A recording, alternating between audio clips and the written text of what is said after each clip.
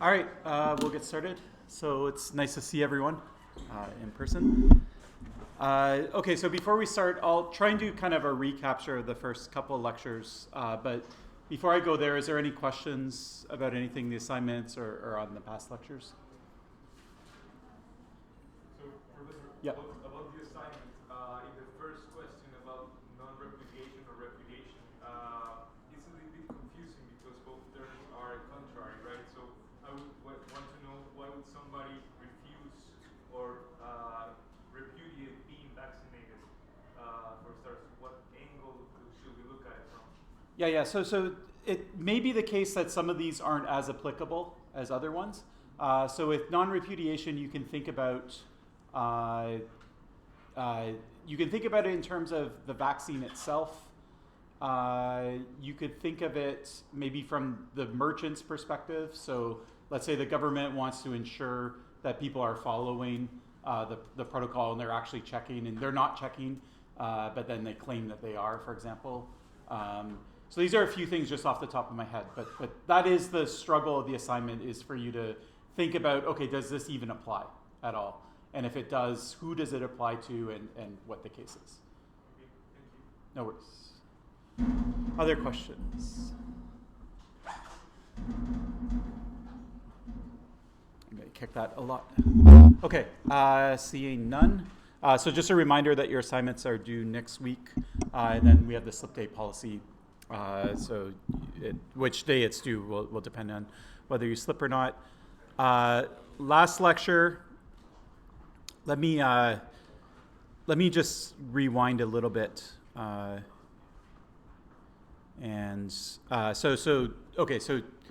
in the very first lecture, we just talked about evaluation methodologies in general. Then we went through two examples. So these examples will be reinforced with the assignment. So we have Stride.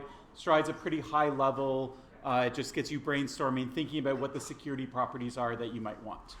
Then the second one is an evaluation framework. Stride, I should say, is applicable to a single technology or a single solution. So if you're looking at the vaccination passports, you could use Stride on it. But if you want to compare three different systems, then an evaluation framework is appropriate. Okay, so evaluation frameworks are for comparing. And then an attack tree, which is where we're sort of buried in now, is another methodology like Stride that you apply to a single technology. What it will do is you can use it in conjunction with Stride. So you can use Stride to try and fill out what the possible attacks are. But it's basically meant to get you thinking about all the different ways you could circumvent the security of a system. And what it tries to encourage you to do is think broadly. So that's sort of the idea of the tree, is that you're going to have a broad set of criteria. So with SSL, we've already seen that there's different ways of breaking it. And then today, you'll see that there's other ones that involve, maybe social engineering, government, coercion. You can do like hardcore crypto attacks. So you have everything from a technical attack to a political attack to attack on the people. So the attack tree is a nice way to represent that kind of breadth in terms of the attacks themselves. So with SSL or HTTPS, we approached it with three main sort of categories of attack. So what HTTPS is it's basically a tunnel. It's between the user and the server, and it gives you three properties. One is it keeps the messages secret, so that's the one that everyone thinks about. The second is if the messages get changed in the middle, then what it will do is it will allow you to detect that. Okay. Now, basic internet protocols have that already, but they only have it for like random mistakes. So if there's some like encoding errors or corruption on the line or something like that, the network protocol will find it and it will correct it for you. But if there's an adversary who's malicious, who has an intent, they know what the error correcting algorithm is. They can make the changes and then also change the error correcting on top of it so that it goes through, so you don't detect it. Okay.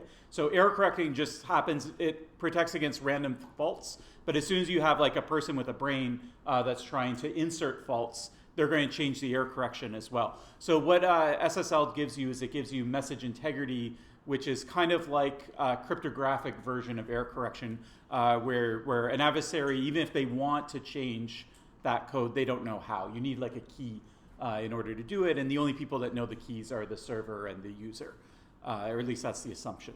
Okay, and then the final aspect, which is where we are now, is a tunnel's only good if you know where it ends. So if you don't know where it ends, if it might end at my computer, it might end at the Wi-Fi router, it might end at the backbone at the ISP or something like that, then you don't know who's looking at your traffic. Okay, so if I connect over HTTPS to Google, I want to know that my packets are not being decrypted until it hits Google. So that gives you message authentication. Or sorry, that gives you server authentication.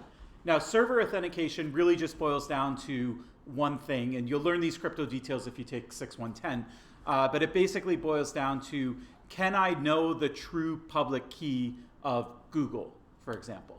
Okay, so I want to talk to Google, that's fine. I have a concept of who Google is in my mind. They're the website at google.com, they're a company in Mountain View, whatever that conception is, I have that, okay? But now I want to know what their key is. Okay. Now, if I go and look up their key, well, if there's an adversary in the middle, however I go and look it up, the adversary could just change it, right? So if I go look it up on a website, right, then when I pull down the website information, the adversary will insert their key for Google. Okay, so that's not good enough. All right. So Google needs a way to tell me what their public key is, and I need to be able to believe it and trust that it's actually true. Okay. So then what we do is we introduce this idea of certificate authorities. So certificate authority is going to sign the fact that this is Google's public key. And Google in this case breaks down into one of two cases. There's a DV certificate, which is like the lowest security level, that just says, this is the public key for the server at www.google.com. Okay? No idea who that is. And then there's EV certificates as well, where they try to actually validate the information. They'll go look at government records. So in the US, if you get issued one, you have to have a registered business name, and they're going to issue it based on that. Now, EV certificates have been, they still exist under the hood. It used to be the case that the browser would try to show you the difference between a DV and an EV certificate. I can't remember in the last lecture if I told you what the difference is. But does anyone know? What? Go ahead. I heard you first. The EV tries to impersonate the company. Yeah. The DV don't care about the real identity. Okay, so now I'm connected to Google. Like here, I'm actually connected to Moodle. So you can see the lock. Maybe you can't see it because it's so small, but there's a lock there. Is this a DV certificate or an EV certificate? How would I know the difference? Yeah, so we could click it and we could go looking through the details. So that's the only way actually to do it now. But does anyone remember 3-4 years ago that the browser would actually show you a difference? Yeah, exactly. That's exactly right. Yeah. So an EV certificate used to be green. And there was actually two indicators, so different browsers did it two ways. One indicator was it would be green. And the other indicator was that instead, or in addition to saying, say, moodle.concordia.com, it would say Concordia Inc. or Concordia, like the official business name as well. So those would be the two indicators that you would see. Now, it turns out that users don't know the difference. Okay, they don't know if they go to a website and it's green, they don't even notice that it's green, or it's, oh, that's green and that's black, it looks different, but like, what does that mean? That means I'm connected to Google, the company, as opposed to Google, the website. Like, it just like went over all the users' heads, okay? So eventually they got rid of it. Browsers discontinued it about a year or two ago. I actually found out last term, because I taught this course, I was on sabbatical and parental leave before, and so when I taught it last time, it was there. And then last semester, I went to like Twitter, because Twitter used to have EV and Google didn't, and then they both looked the same. And I was like, oh, it's discontinued now. Okay, now where this leaves us is with two questions for server authentication, this whole certificate model. So the certificate model at a high level, it kind of pushes the problem from, how do I know that it's Google's public key, to, okay, now it's signed by a certificate authority, but how do I know what the certificate authority's key is? Okay, so that's not really a solution to the problem. We just pushed it from one company onto another. But in a way, it is a kind of solution because we can have a smaller number of certificate authorities than we can have companies in the world that might have an SSL website, right? So there might be 2 million SSL websites. That's too many for your browser to keep track of. But if your browser can keep track of 50 certificate authority companies, then it can hard code it in the browser. They still have the flexibility to issue it to new companies. So you could have these intermediates that are, maybe 200 of them, 600 of them, somewhere in that range. And then you can have millions of websites that have HTTPS, okay? So how do you get the public key of the CA? It comes on your computer. I buy a brand new computer. It's hard-coded on the computer. Then there's the question of, okay, you're a user, right? And you have no idea whether it's Google's key or not. You have to go ask a certificate authority about whether it's Google's key, and you don't know whether the certificate authority, if that key's right, so you have to trust your vendor that gave you your laptop, okay? You're incapable of solving this problem, right? So you have to rely on other people. Well then, how is the certificate authority able to solve this problem? Because the certificate authority signed off on the fact that this is Google's public key. Right? So, and a certificate authority, like Google's a big company, that's fine. But, think about like Moodle.concordia.ca, right? Like how does Global Sign, like a CA that's based in the US, like know that, oh, this is Moodle.concordia. And Concordia is even like a big brand name, relative to like say your e-commerce shop or something like that, or your personal website. Okay, so how are they figuring out that this is your key? And whatever magic they're using to do that, why can't the user just do that directly? Right? Yeah, go ahead. Either the website generates the key and then asks the certificate authority to verify it, or the certificate authority itself issues a new public key. Okay. So the first one is true. So the website always chooses the key. They go to the certificate authority and they have a signing request and they say, please sign this. But now the authority, they need to check, okay, is this actually your key? Or are you actually you're coming to me with this key, are you actually the owner of the website that you want the key for? Yeah? So how do they do that? So, yeah. We do two methods. One would be validation in person, like sending documents or physical proof that they are that company. Sure. Or they can do the fully automated version, which is the DV certificate, where they will check the domain. Okay, exactly. Okay, so we have in-person validation. So that would be you go maybe by mail or telephone. It's not strictly in person, but it's like a human-to-human kind of validation. And then you have one that's fully automated. And fully automated is important because you want this to scale up, right? And some people, they renew their certificates every 6 months or every year. And so they don't want to be mailing stuff, and it's just a big headache. So if we can do a fully automated process, then that's good. The problem is we don't really know who we're talking to, but a machine may be able to figure out that the person, like Google.com, the server is actually the same person requesting that a certificate is signed. So that's maybe a little bit easier. Okay, so with EV, you have problems like social engineering. It happened once with Microsoft, at least once that we know about. This was in code signing, which is related, but the same idea of certificates. And for a DV certificate, this is where we left off.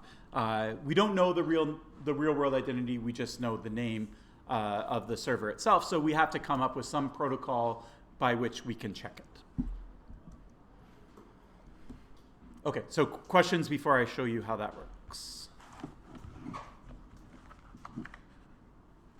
Great.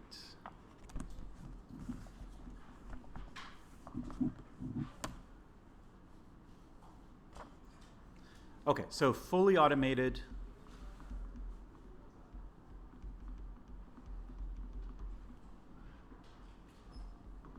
Domain validation.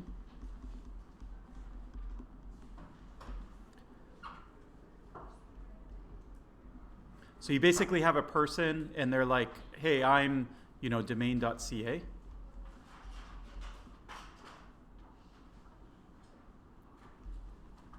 And then they send their key. They say, this is my public key. And then you have the CA here. Okay.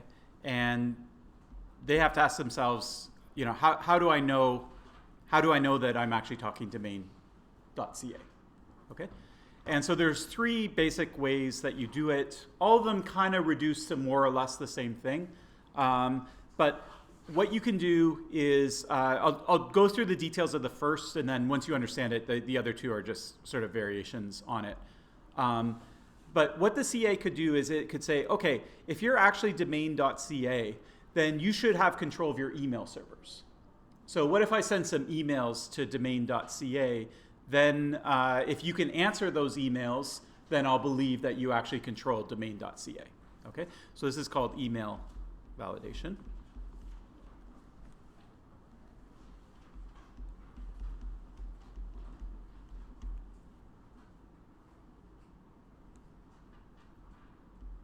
Okay, so it works like this. So the user sends the request.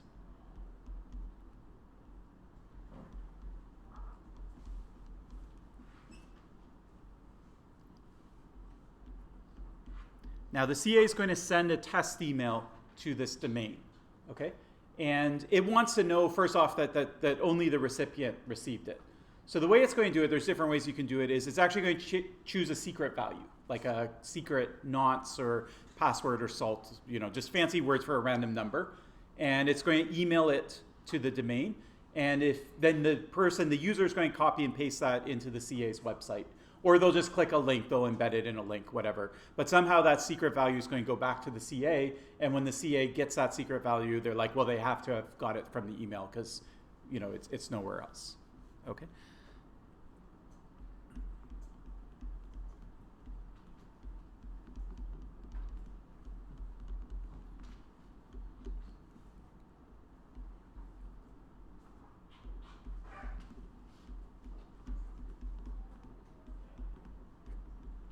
Now, they have to email it to some email address. And so generally, they'll use the email address admin at, and then whatever your domain is. So if you're coming from Google, they'll send it to admin@google.com. If you're from a domain like domain.ca, they'll send it to domain.ca.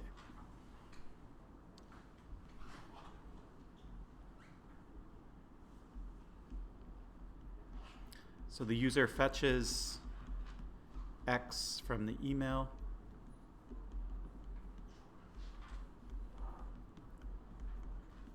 So it's like a challenge, and it returns it to the CA. I'll be explicit. Returns X to the CA. And generally, it would be over HTTPS, so it would be on the CA's website.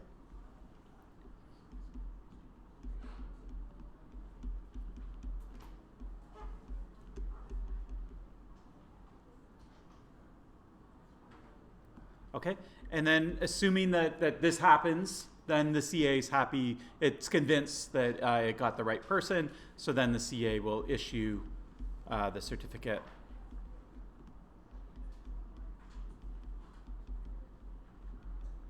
In other words, it will sign the request, and a user can download it.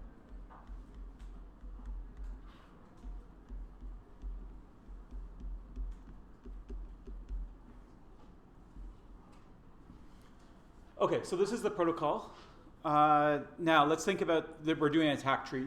Okay, so this is going to solve one of the problems with HTTPS. But if we could attack this protocol, then we could break this email validation. If we can break email validation, then maybe we can get a certificate for a website we don't control. And if we can do that, then we can intercept email that's going across the wire from a man-in-the-middle position. So that was the ultimate, remember, the root node of the attack tree. Okay, so all of it comes down to this protocol. So are there any ways to attack this protocol that anyone can think of? Is there any weak spots in it? Yeah.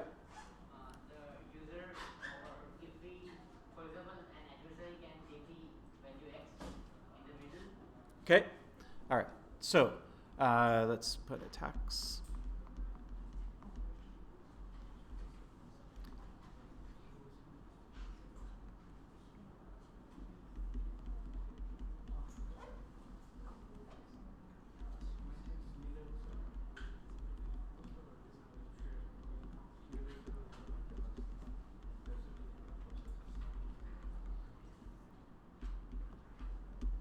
So I guess it could happen in two directions. It can happen when the email is going across, and then it can happen when the user is returning X.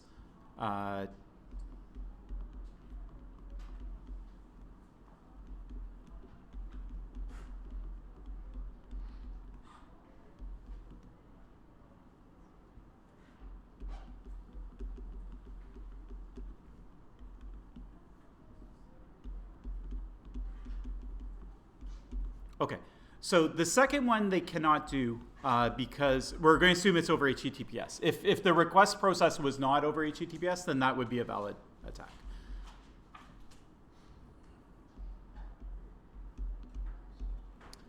Is this going over HTTPS? Does anyone know? If it is going from a certificate authority, then it's just like you have to trust that it is coming from the right person. Okay, so there's a question of who sent the email. Now, in this case, it's not that dangerous. Like, let's say I sent an email to you pretending to be the CA, then I would give you a number and you would put the wrong number in, and then the CA would just be like, I don't know that number. So it could be a spoofed email or something like that, but it won't break the protocol because the CA won't sign that number because it will be like, I don't recognize it. But what about the email itself? Is there an equivalent? So HTTPS is for websites. Okay, so email uses a different protocol. Does email go over like an HTTPS style thing? Yeah, so SMTP is the protocol. So there's two protocols for email. There's like IMAP or POP, which is you getting it from the server, right? So I'm downloading it from Gmail, or if I'm using a web email, then I actually use HTTPS, okay? So there's like the email sitting on my mail server, I'm going to fetch it somehow. That's generally encrypted. But when the email server sends the email to the other server, like when it actually goes, from the CA's email account to your email account, so that goes over SMTP. Is SMTP encrypted? Yes. Okay, so who thinks yes?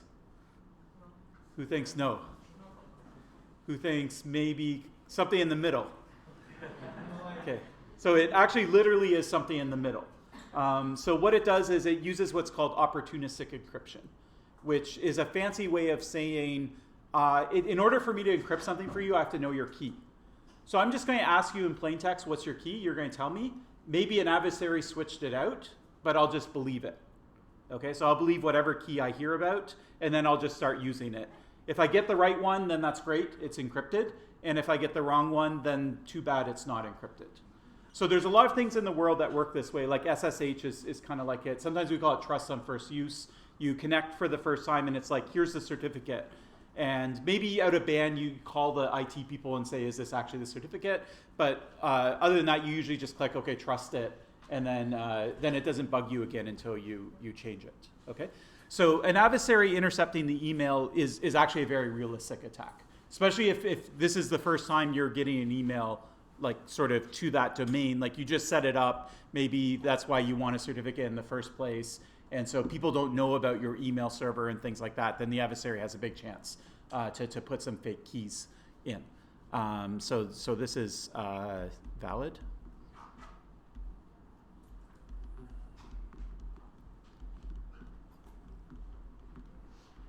So sometimes we use the term end-to-end encrypted, which means like from the sender to the recipient. In this case, it's kind of link-wise encrypted. So that's the other thing about it too, is even if the encryption is right, like my mail server will talk to another server and that will be encrypted. Then that server will decrypt it and then they'll encrypt it for the next server. And so for every hop, at best you might have opportunistic encryption between the hops, but it's also getting fully decrypted. So if the adversary is sitting at one of those hops, they also have a chance to see it. So anyways, email is like a total mess in terms of security. It's not private at all. And yeah, you should absolutely not trust it. And if you want to send things through email, there's protocols like PGP you might have heard of. So that's providing you with that end-to-end encryption.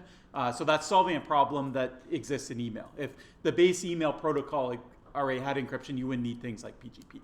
Okay, but we do need things like PGP. And then better yet, like probably a more usable solution would be to use an instant messaging protocol like WhatsApp or or Telegram's like, anyway, there's a whole bunch. I don't want to get into the politics of which ones are good and which ones are bad. But anyways, there's a bunch of them. Okay. Any other problems with this protocol? Yeah.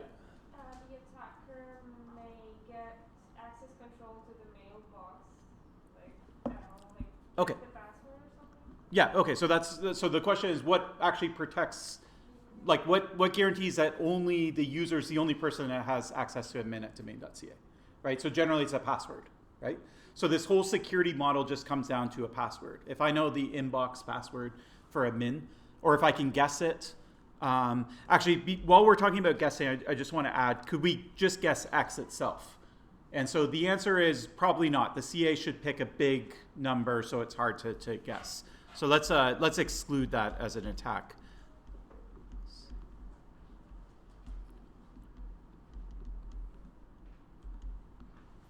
So this is if it's done right. Okay, so then, so can we access?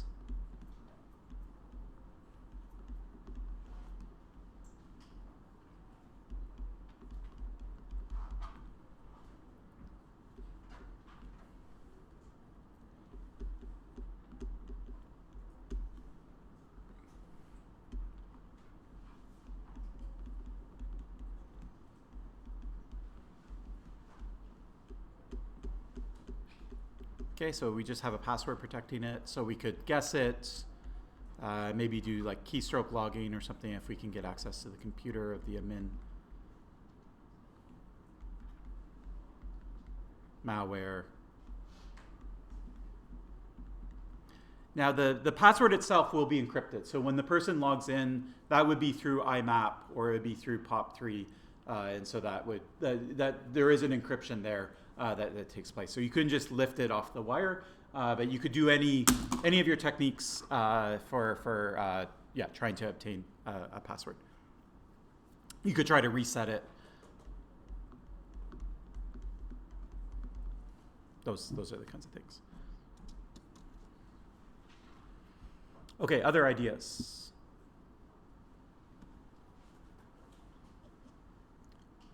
Yeah. If we are using the HTTPS, does it show that we cannot capture any packet? So we could use one of the attacks that we used in the first part of the tree, analyze the packets from the outside and those kinds of things. But for now, we'll just assume that the HTTP piece is okay. Let's say we are trying to use SSL stripping to make sure HTTPS turns to HTTP when it's going to transmission. Yeah. Work as an attack?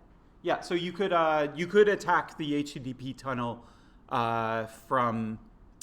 So in this case, it's between the user and the CA website. So yeah, we can throw that in.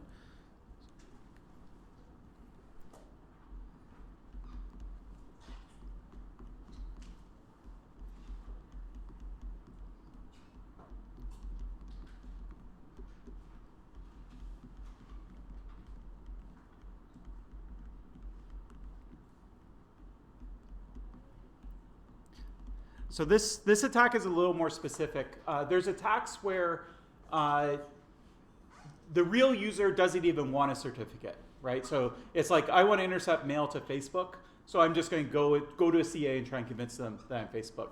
In this case, you have to wait till Facebook is actually renewing their certificate, and then you're going to jump on them at that point. So that's fine. It's just it's a little more limited in that case. But yeah. All right. Any other ideas? Chain of trust? We can make a malicious website and... Yep. Yeah, so we'll put that under other HTTPS attacks. So yeah, if you want to do your own intermediary CA or something like that.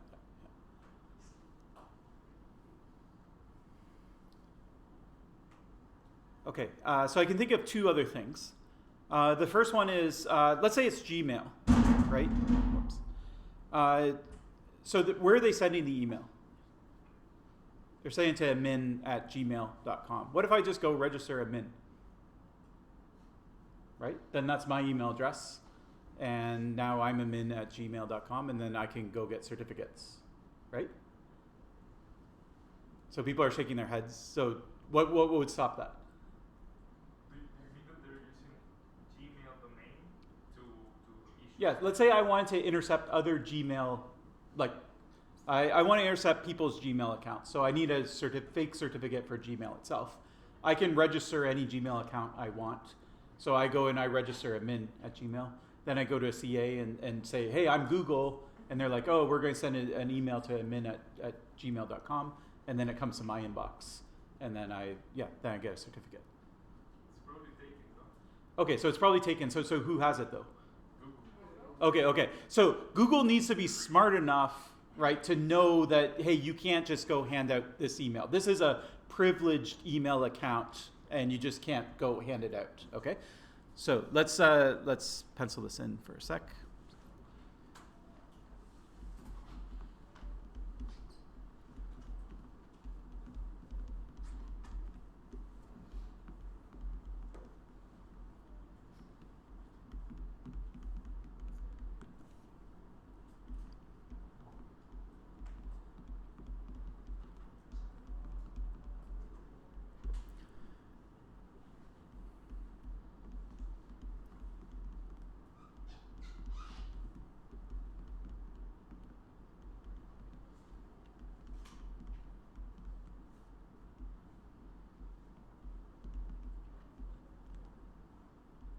Okay, and so admin, everyone knows about it, okay? Now, let's say that we're not okay, why admin, by the way? It's sort of an obvious question. It's a dumb question. Just answer it and then I'll ask my follow-up question. What does admin mean? Administrator. Okay, so it's short for administrator, and that's why it's admin, all right? Another really stupid question. What language is administrator in? English. Okay, so that's fine. So admin is like a reserved domain for the English-speaking world. Does anyone know of any countries that don't speak English and whether they have the internet there? Yeah, they do? They still have the internet? Okay, so they might have a different word, right? They might have admin in any language, okay? So now, when we're talking about Gmail, of course, Google, like, they're a global company. They're going to know about all of these, reserved keywords across the globe, but smaller companies might not know, okay? They might not know not to hand out certain things. So are there other email addresses that CAs would send email to other than admin? And the answer is yes. It turns out that there's a whole bunch of... okay, so there's a bunch. Support at google.com. Yeah, so support maybe would be one. Yeah, I've seen lists of them, but I forget all of them.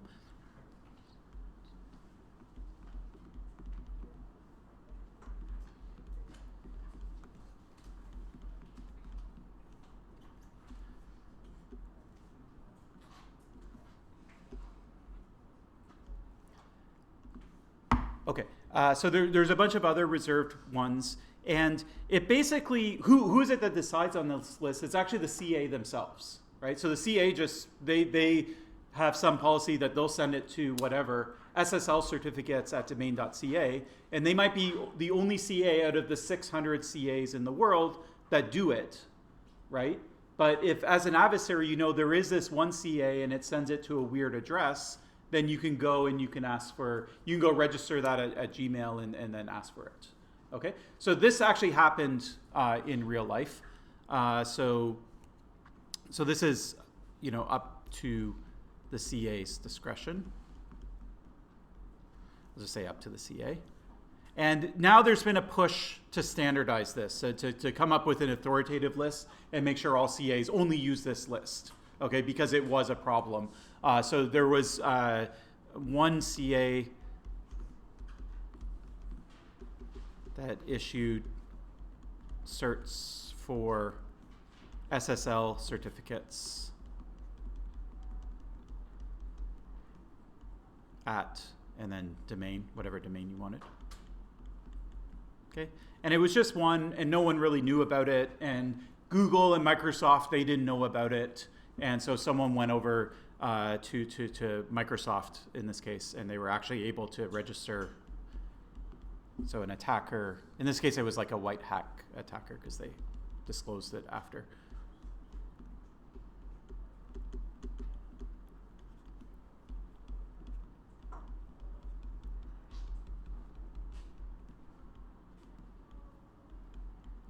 So live.com was I don't know if that's their current thing, but it was what they used to use as their social media platform. And then they were able to obtain a certificate for live.com, right? Because that's the domain. And Microsoft put a lot of stuff behind live.com. So it was everyone's emails. They had some other social media stuff. I think they had maybe some software and things like that. And so with that certificate, you could do a lot of damage by impersonating it. Okay. So so when this incident happened, then it brought up this issue that we got to start paying attention to which of these domains or these email accounts we're considering to be useful for this purpose, and then we've got to put some restrictions in place.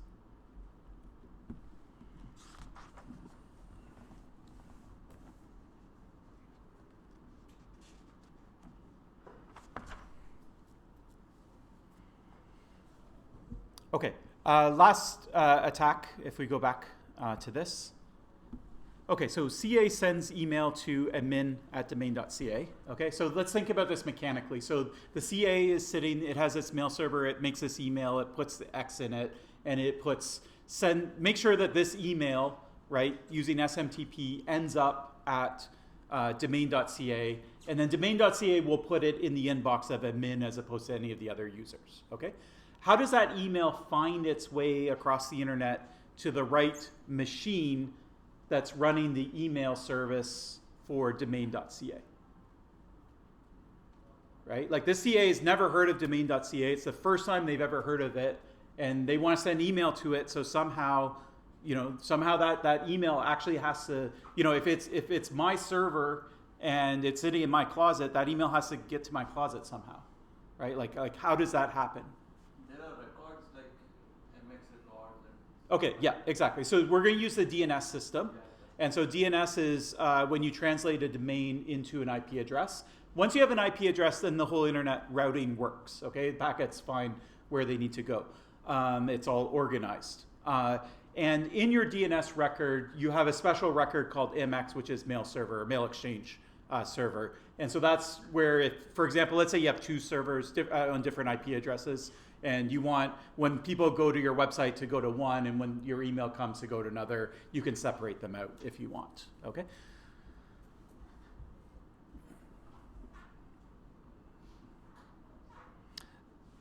All right, so from an attack perspective, right, we want that email, right? We want that email. So if we can change someone's DNS record, then we can put our own server in their MX record, and then that email is going to come to us instead. Okay.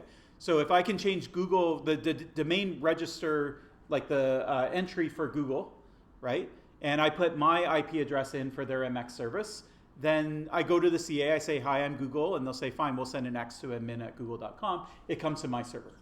Okay. Then I look at it, and I get X, and then I get a certificate for the website.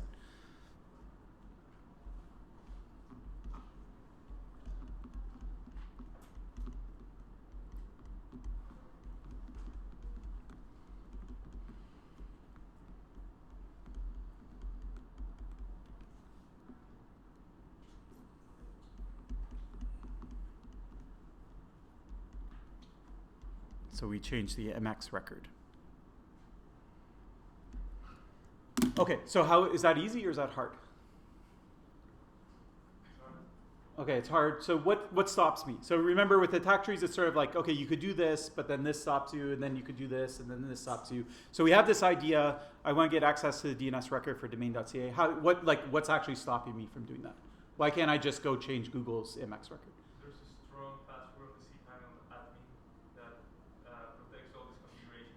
Okay, so to change your DNS record, you would go to your registrar, whoever you registered the domain from. They're maintaining it for you. They give you a web interface if you want to change everything, and it's protected with a password. Now, you insisted it was a strong password. That's not necessarily the case, I would say. It could be whatever. It could be two-factor. It could be single-factor. It could be whatever. It's up to the registrar, whatever they'll tolerate. But anyways, at the end of the day, it's just a password again. Okay, so at the end of the day, it's protected with a username password.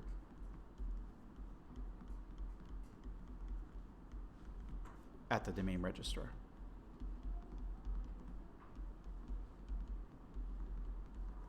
Okay, so HTTPS is this super fancy protocol. It uses real cryptography, right? It uses real crypto with keys, like full size, 256-bit keys. You can't brute force them in the lifetime of the universe, right? This is really hardcore. But if you really drill down on the details and figure out how these certificates are handed out and how they're validated, you end up seeing, oh, it's just protected by a password on an email account, right? Or if you can get the password to someone's DNS record, then you can break all of these. It doesn't matter that there's keys and all of this stuff. You can just completely circumvent it. So it's kind of crazy, but anyways. Okay, so this is the email protocol. Does anyone have any other attacks? Those are the ones that I could think of. Okay, then you can do other things that end up being kind of maybe a more streamlined version where the attacks are basically the same. So the user can put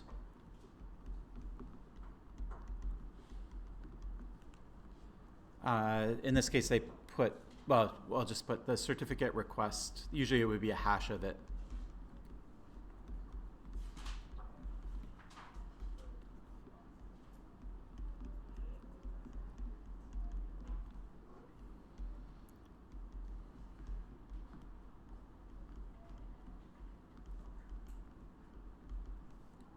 On their website at a specified location.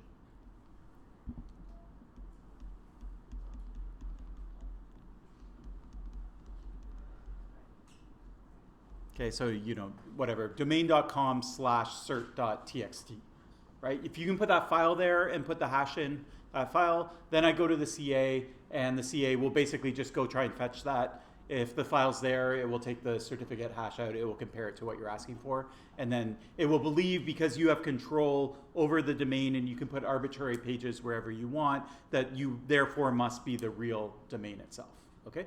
So this breaks down almost the same. You can attack it through DNS because it's going to find the website through DNS. If you can break the password that protects the website, then you could go and change pages. Like webmail, you can register whatever email handle you want. Some services are set up where they give you websites and you can put whatever pages you want wherever. And so you have to be careful about that you reserve certain, you don't allow people to just put files in arbitrary locations. You put some restrictions on it, or maybe restrictions on the file names and things like that. So anyways, I won't list all the attacks here, but it's similar to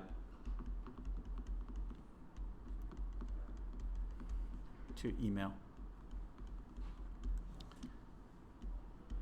And the main common ground here is that the DNS record is really important, right? That's how the CA is going to find, or how the email gets routed to the right place, or the CA is routed to the right place when they go and they fetch a file itself.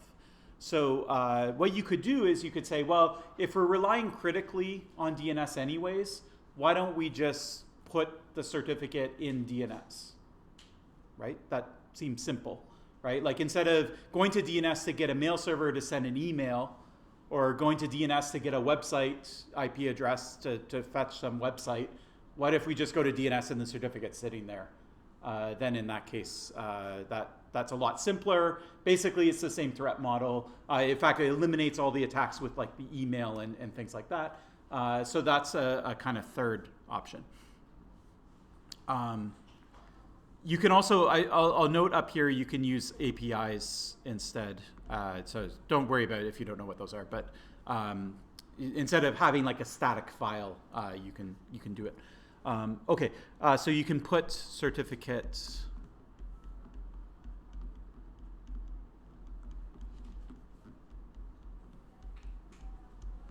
So DNS has like some fields, like a text field, like where you can just put random stuff.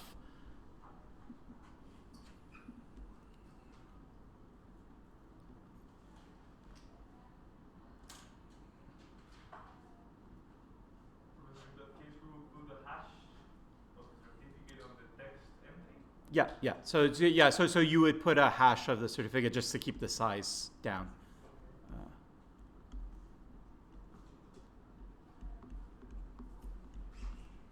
and then the CA would fetch it.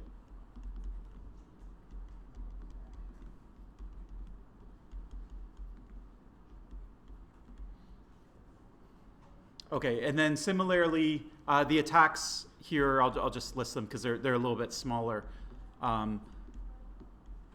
So we still have the attack that the you get control, so the adversary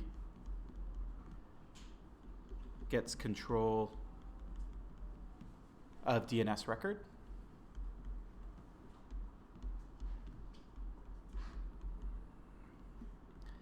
And then you have an interception attack where the adversary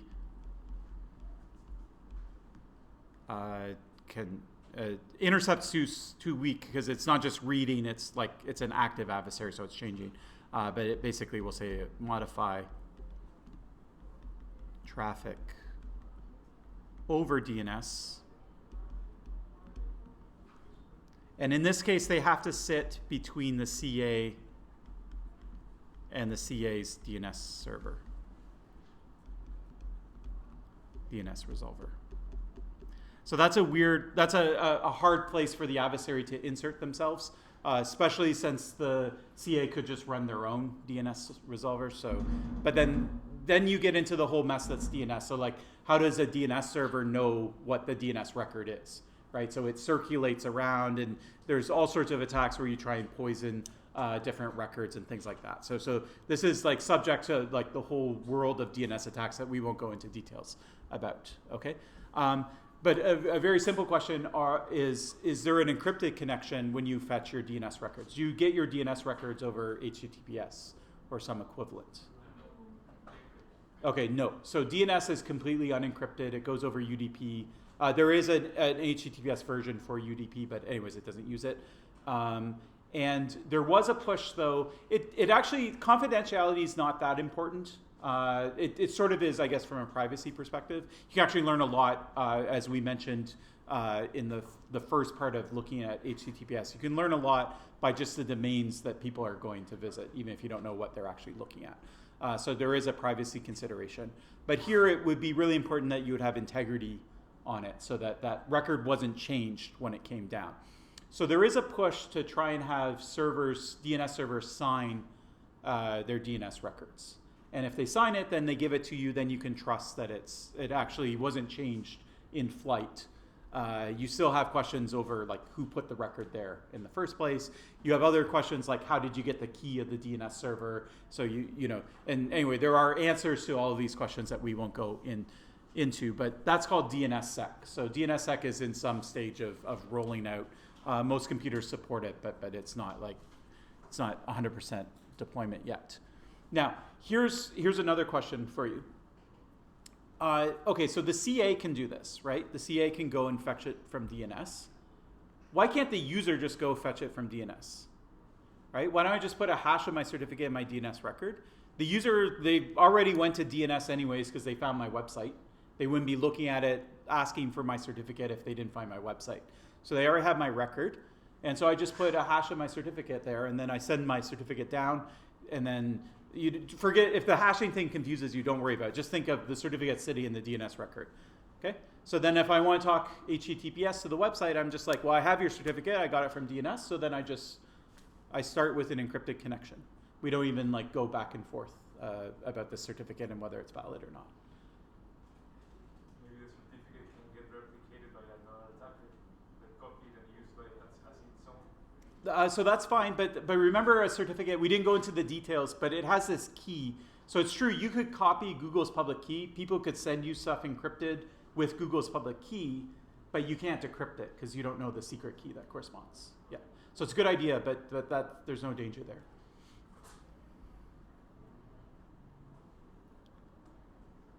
Okay, so it turns out that there is actually no problem with that proposal. That is a valid approach. There's a name for it. It's called DANE.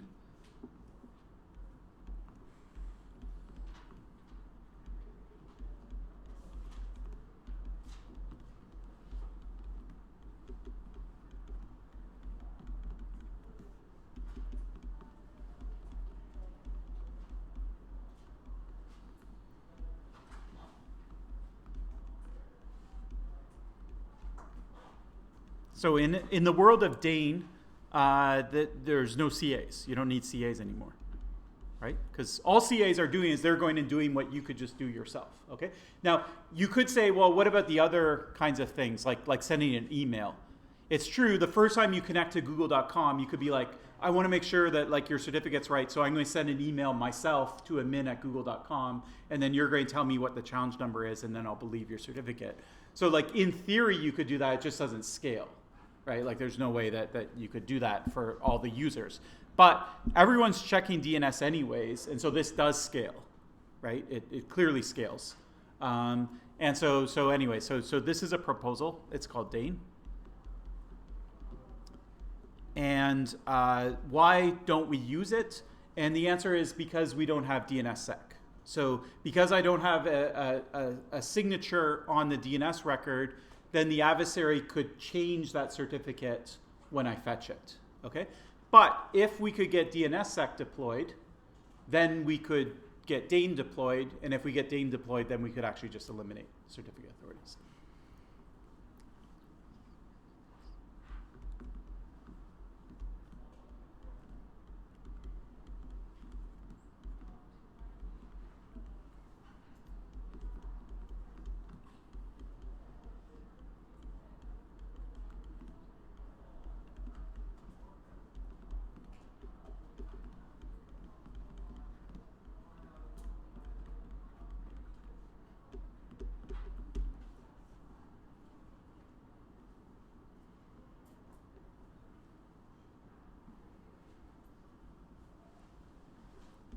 Okay, now the lesson that we can learn from this whole mess is there's nothing actually special about a CA. Okay, they don't know Google's public key any better than anyone else. Okay, they're not like they're in the business of figuring out what public key belongs to people, right? And maybe they have some experience doing it in the past, but they don't have any extra inside information that lets them do their job.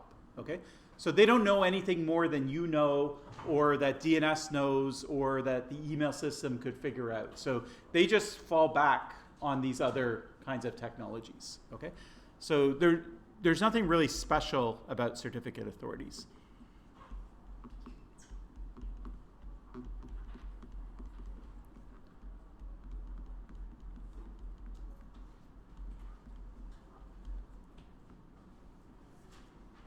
So they're not actually authoritative, even though they're called an authority on certificates. They're not actually authoritative over which public keys belong to which domains.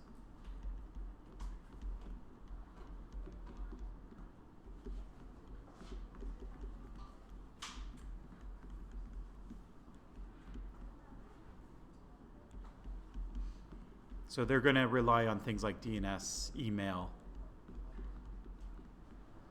TCP, etc., to figure this out.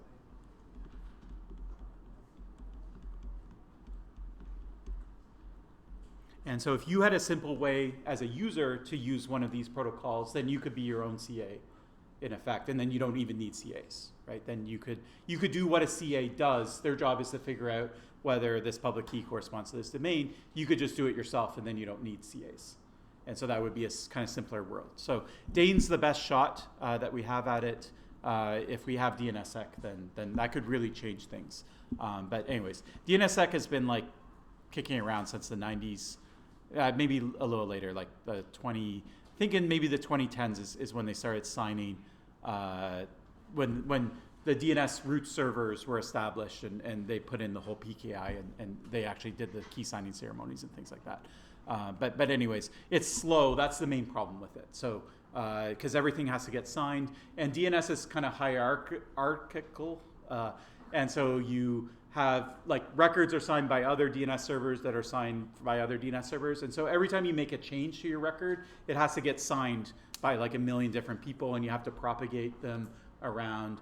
It's bad for amplification attacks. We talked about denial of service attacks through amplification. You can say, hey, give me like the DNS record for google.com, and all of a sudden you get this huge encrypted blob, right? That has like signatures and things like that. So like a short request turns into like 100 times bigger, and so people use it like for amplification. And yeah, so anyway, DNSSEC is kind of a mess.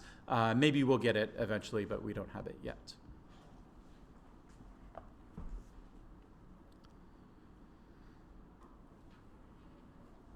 Okay, questions so far? Yeah. I do have a question on one of the topics that you explained in the attack trees one. Mm-hmm. So there are like 50 self-signed root certificates, right? And then there are the intermediary certificates that we're talking about right now. So these intermediary certificates are recognized by the root certificates, right? So the root certificates can authorize and give access to all other websites. And besides that, even the intermediary certificates can do that, right? So if one of the intermediary certificates are breached, like the whole system is sort of Yeah. So my question really is, it should only be the root certificates and not the intermediary ones. Yeah. Okay. So the let me ask you the question. Tell me if it's the same thing. Is there a difference between breaching a root certificate and an intermediary? Yeah. So the root certificates, I don't think they can be breached, but the intermediary, yeah, I mean, so far, yeah, there are no breaches found. Like we've been discussing about the Okay. Okay. Yeah. ways, Okay, so a root certificate could get breached as well. So it's true they tend to use stronger security because they only have to break out that certificate to sign an intermediate certificate. And they might only do that once every 5 years or something like that. And so they keep it. There's some articles now, like from Wired on VeriSign and the whole ceremony that they use for protecting these keys. So it's like pretty elaborate. So there's probably more physical security around a root certificate key. But at the end of the day, if you can breach an intermediate, you can do as much damage as a root certificate. So like if I gave you a choice between, hey, do you want to breach this root certificate or this intermediate? You don't really care. The one thing a root certificate can do is it can issue as many intermediates as it wants, whereas sometimes an intermediary has a restriction where it's like, oh, you can only sign website certificates, or you can issue one intermediary and then that intermediary has to. So there sometimes are restrictions around that, but generally if you're going to breach a CA, you're going to go break websites anyway. So you don't have to issue a whole bunch of new intermediaries in order to do it. Yeah, and as soon as one of those intermediaries is detected, it gets traced back to you anyways. So so at the end of the day, breaching a root certificate and breaching an intermediary are basically equivalent. There's no reason to prefer a root certificate. The one minor difference as well is that an intermediary you can revoke. Did we talk about revocation? I can't remember if that's coming up. I think. Yeah, it's coming up still. So revocation, there is a protocol for revoking, and it doesn't apply to root certificates. Root certificates can still be revoked, but it requires a software update because they're baked into into the operating system. So it might be a little bit better to break a root certificate for that reason. But yeah, basically the differences between breaking one or the other are so minor that it doesn't really matter. Okay, other questions, comments so far? Okay, all right, now let's think about a slightly different topic. So let's assume that the CA, whatever, this whole domain validation process, it works as well as it works. Okay, maybe it works, maybe it doesn't, whatever. But we know what the attacks are there. Okay, so now we assume that these certificates are valid. So what will happen is the user will go to a website and they'll say, I want to talk HTTPS, and I'll put start. So I want to start talking HTTPS, and the website will say, okay, here's my certificate. And then the user is going to check that certificate.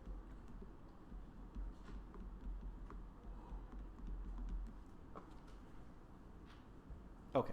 And so what exactly is it checking? So a lot of these things we've talked about, but let's write it down in a list so it's a little easier to think about what these checks actually mean and if there's any weak spots in the checks themselves.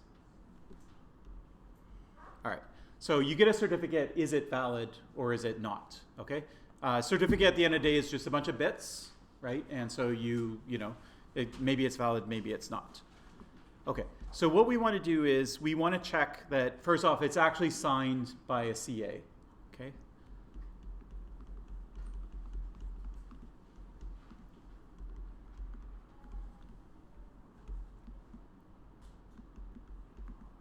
And the CA that did sign it, you can somehow chain it back to a root certificate that you trust.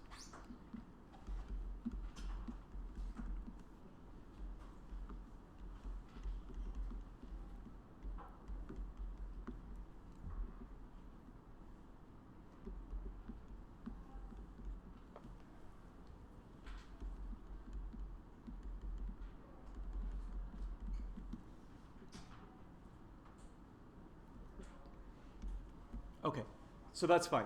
Now, let's say you're going to facebook.com, and I'm an adversary, so I'm in the middle.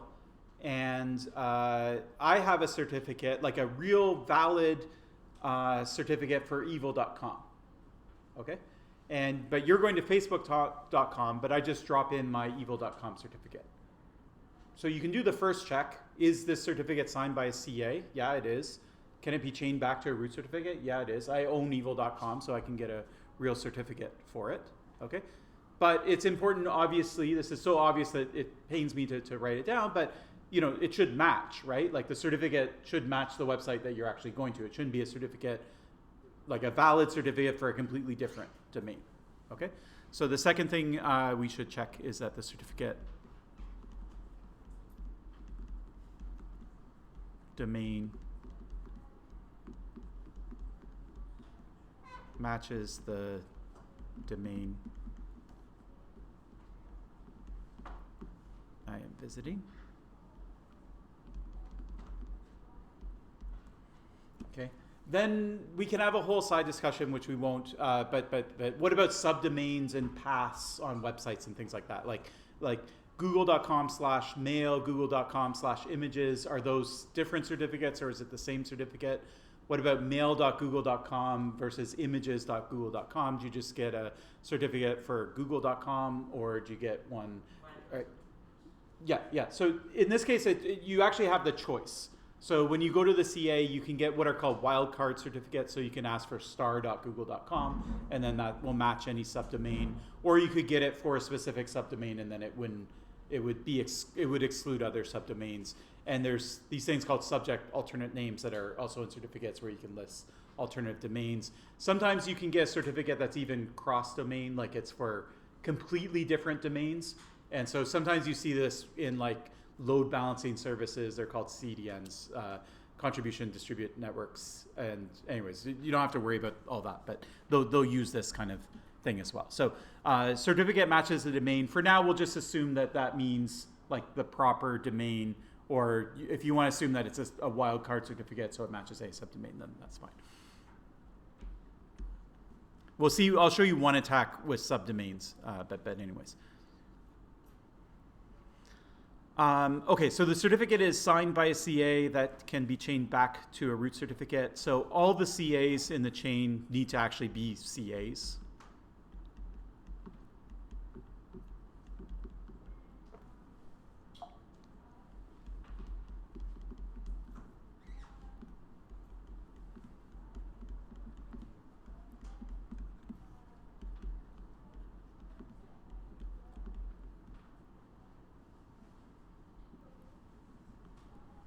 Okay, and so the one way that this could go wrong, I mean, once again, it sounds sort of obvious, but what if you go, okay, so I own domain.ca, so I go get a certificate for it, so that's fine. So I have a legitimate certificate, it's signed by VeriSign, okay, so it's fine.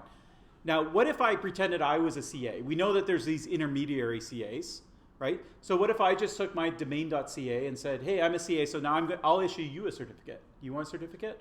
I'll sign it with my certificate, which has been signed by VeriSign, right? So how does your browser know that, oh, this was actually a certificate that was given to you just to use for a website, as opposed for you to go and sign other things? So do I know the difference between an intermediary certificate and a site certificate? Okay, so turns out there's a field, if you go into the certificate details, there's a field called basic constraints, and it says basic constraints and then CA, and then it's either true or false. So a certificate that's issued to a site looks identical, bit to bit, identical to a CA certificate, except for this one field is either true or false. So I'll show you that in a sec, because it turns out there were some problems here. But I'll just make a note of it here, and then we'll circle back to it. So basic constraints, CA equals true.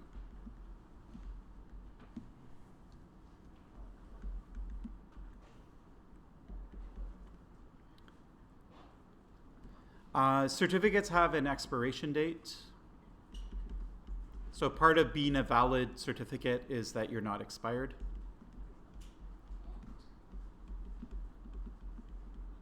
Expirations aren't that critical. Like if there was a certificate that was valid yesterday and now you're looking at it and it's not valid, it's probably still valid, right? If it's a certificate from 10 years ago, okay, maybe that key was compromised or something like that. Maybe you don't really trust it. But you know, if it expired yesterday and they just haven't updated their website yet, then probably you still have a secure connection to the website. So expirations, you know, they're kind of important. They're a nuisance, but it's not like, you know, a big. If you just click through the error messages that they show you, it's not usually a big deal. And then there's a second thing which sounds the same, but it actually means something completely different, which is revocation. So we want to make sure that it's not revoked. And we'll go through what revocation means and how it works and what its problems are. Okay, so the main conclusion from an attack tree perspective is these aren't either. This isn't necessarily a conclusive inclusive list. It's inclusive. Sorry, it's not like the only things that you have to check. You have to check lots and lots of things. But anyway, I picked these ones out because these are ones where we've had issues. Okay, so there's been issues with almost all of these.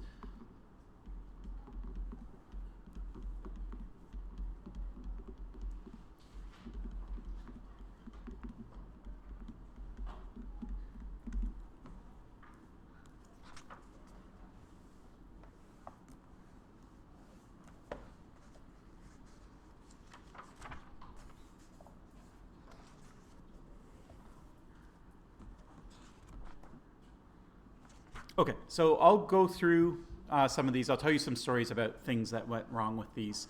But I'm looking at the time. It's a good time maybe for a break. So why don't we take 10 minutes and come back at 10 after 7, and then we'll go through some of these attacks.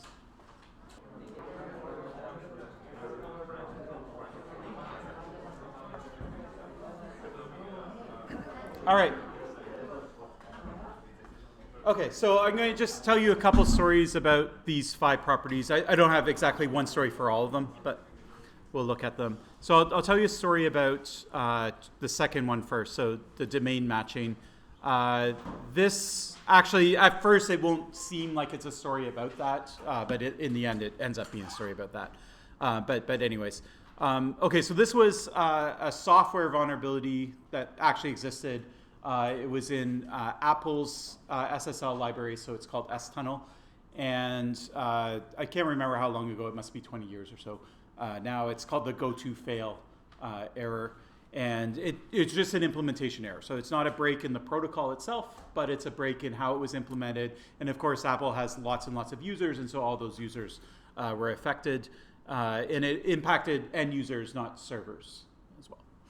So the way S-Tunnel worked, and this is like a super high level, is they basically implemented this protocol. So they, somewhere in the library, they have a bunch of checks, right? So like, does the domain match? Is it signed by certificate? Can I chain it back? Blah, blah, blah, blah, right? So they have all these checks. So the structure of the code worked kind of like this. So they had this like variable, and the variable was for whether they had seen an error or not. Okay, so when the variable is 0, then everything's good. We haven't seen an error yet. And then if we see an error, we're going to write it. We're going to write a 1. Okay, so what the code did is it basically said it's going to check some conditions. So like, is the CA certificate actually signed by a CA? Yes or no? Okay. And then the logic's kind of weird because normally you might write, like if the condition was false, you might write a true, or sorry, if the condition's true, you would write a 1. So the logic is sort of inverted. But anyways, if the condition does not hold, they write a 1. Okay, so you might think of it as if this condition does not hold. Anyways, I'm talking a lot about something that doesn't matter. Okay, so if the condition fails, you write a 1 into error. Then you check whether error is still 0, and if it's not equal to 0, then what you're going to do is you're going to go to this fail condition. Okay, now this is an if statement. Okay, so actually, let me just save that. Okay. So then the code goes on, blah, blah, blah. So it does the same thing. So then it has some other second condition, like does the CA chain back to another correct CA or something like that. You check the error, and the error, if it's not 0, then you go to fail. And if it is 0, then you keep going. Okay? And so the code worked like this for, it had like whatever, 30 conditions or 50 conditions or something like that. Okay? So that's fine. Now, the problem with this software is that there was just one line of code that was inserted where one of these go-to lines was inserted twice. Okay, so it looks like an accident. No one knows for sure if it was like someone being super clever or if it was just like a merge conflict where someone was like trying to merge some code in and something got messed up and you ended up with 2 of these go-to fails. But basically, that's what the code looked like. So check a condition, go to fail, check a condition, go to fail, check a condition, go to fail, go to fail, check a condition, go to fail, check a condition, go to fail. Okay? So how important could that extra go to fail be, right? It probably isn't that important, but let's think about it. So if I look at this condition, so let's just do a code trace. So let's assume that I have a valid certificate, so everything is good. All right, so I pass this condition, so there's no error, so I have 0 sitting in error. So is error not equal to 0?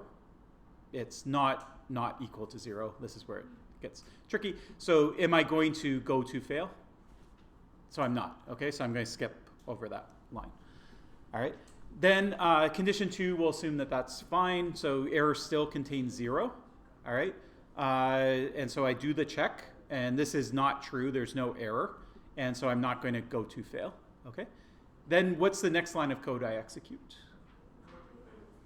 I execute the second go to fail. Why do I execute the second go to fail? Okay. All right, so if I were to modify this code like this, would there be a problem? No. Okay, all right, so the other problem is that how does an if statement work if there's no brackets? Like how do you know when the if statement ends? Okay, so it's the next line only, okay?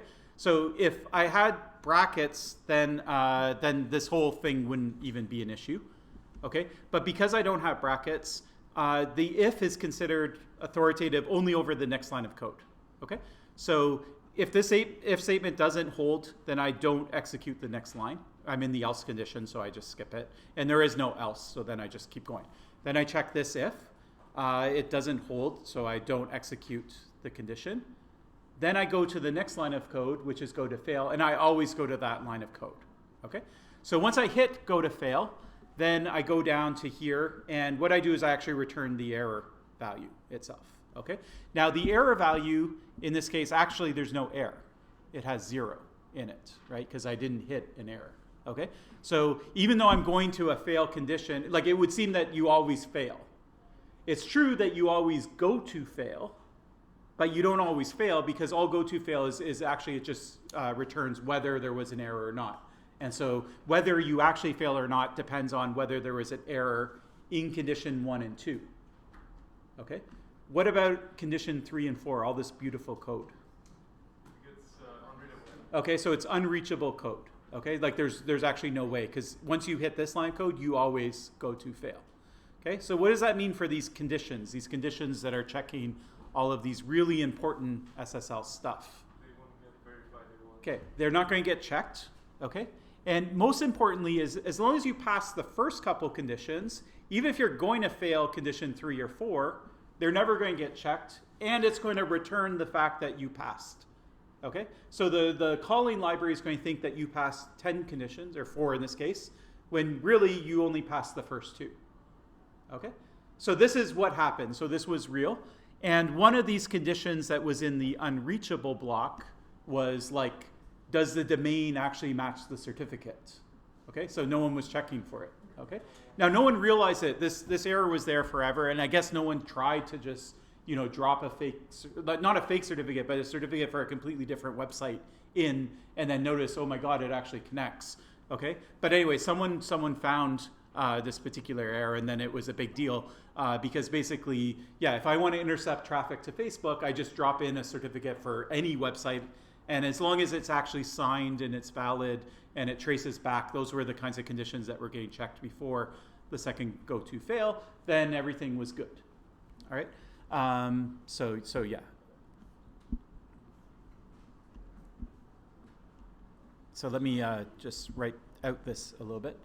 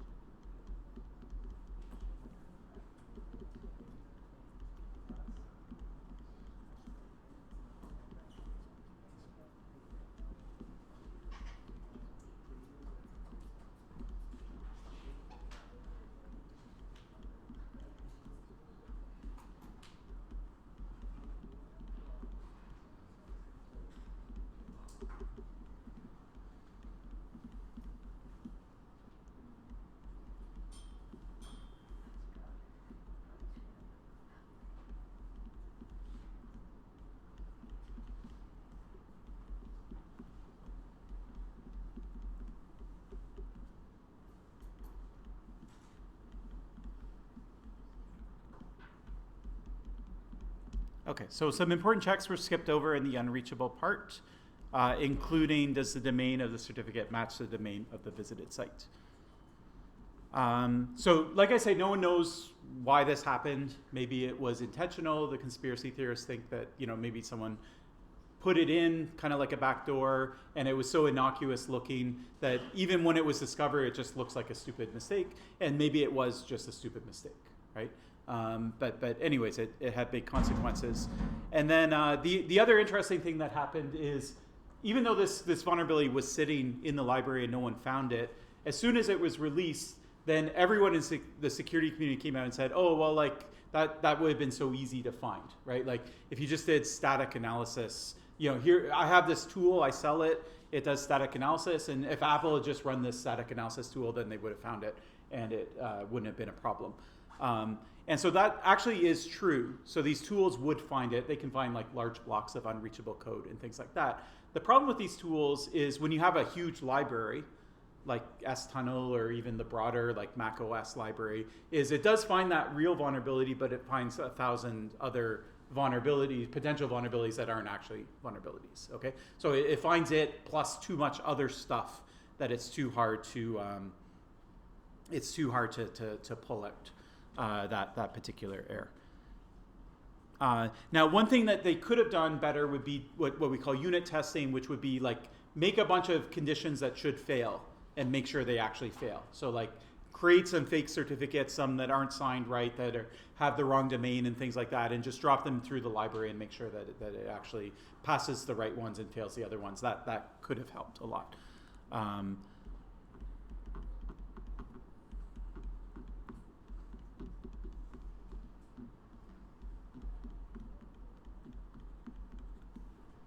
So now, yeah, unit testing is done more often. So that's a good thing. And then things like static analysis, you can use. You should use them, but just know that you are going to have to deal with false positives as well.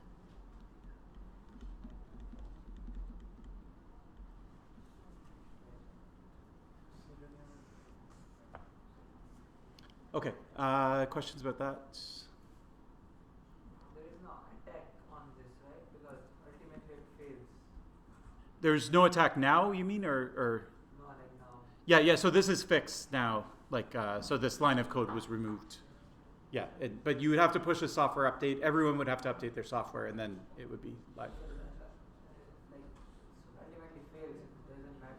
Okay, so that was the key part of it is, yeah, so the question is, well, this always goes to fail, so doesn't it just fail with everything? So where's the attack? And so it just had to do with the way that the code was, is when you fail, you don't actually fail, you return the error variable. And the error variable is going to tell you whether you actually fail or not, right? So if you pass all the conditions, I don't have it, but maybe I should write pass here, you're also going to end up returning the same variable. So you're going to call this library, and you're going to get back whether there was an error or not, right? And all that the fail routine does is it just shortcuts. It's like, okay, you've already failed now, so we don't have to bother with the rest of these checks. So just go ahead and return that variable right away, right? But the way that it works is that if that variable has said that there's no error and you hit this line of code, you're going to skip over all these conditions, and then you're going to return the error variable which says that there was no error. So it even though you always fail, failure doesn't mean that you actually fail. It just means you go right away and return whether you failed or not. But whether you failed or not is actually sitting in this variable. Does that make more sense? Yeah, okay. Other questions? Yeah. Was this a vulnerability or was this a code bad practices? I don't remember. That's a good question. I can't, like, so the question is sort of more or less like, was this detected in the wild? Like, because people noticed that this attack was being used, or was it just someone went through the library and said, oh, like, we noticed this and it's actually a big problem? I don't know. You'd have to go look it up. It was all over the news when it happened. I feel like it was like someone just found it in the library and no one knew whether people had been using it or not. That was the story I remember, but I don't remember for 100% sure. Okay, let me show you another thing. So this is a story about number 3. So all certificates in the chain need to be CAs.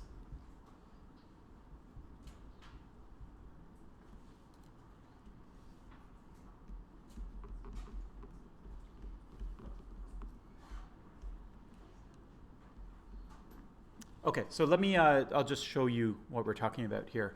So if I go to moodle.concordia.ca, I have a certificate, so I can click on it and see some information about it. So we have Moodle's certificate itself, okay? So this certificate is, Moodle's not a CA, okay? They shouldn't be able to go and issue certificates, okay? So if we look in the details of the certificate, we see all sorts of details. There's a bunch of information about the company. Because this is domain validated, well, it's actually an OV certificate, but this isn't checked. It's just sort of asserted, but the CA, they sign off on it, but it doesn't mean anything. You could write a different city in and it wouldn't make a difference. But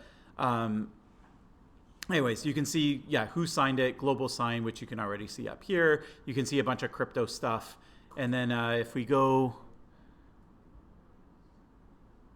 down here, we have something called extension basic constraints, and then certificate authority, and in this case it's no, okay, or false. All right, so that means that it's not able to issue certificates. But if we went to global sign, which is a CA, okay, then we could find the same field, and where is it? Here it is. Basic constraints, and then we see certificate authority, and that's marked yes.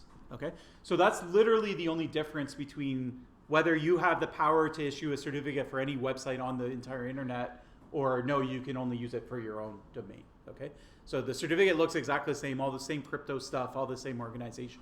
It just has that one field, which is either a yes or no.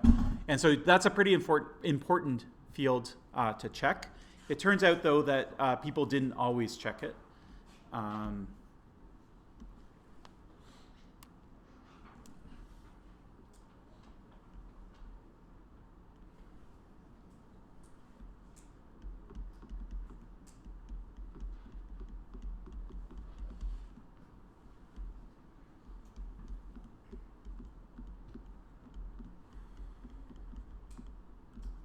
So it was first pointed out in early Windows versions.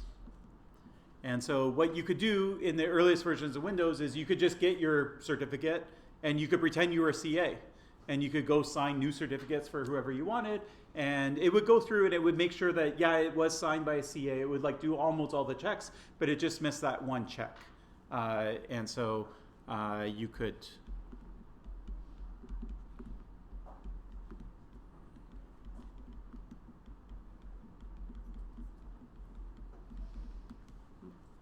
So you could use a site certificate as if it were a CA certificate.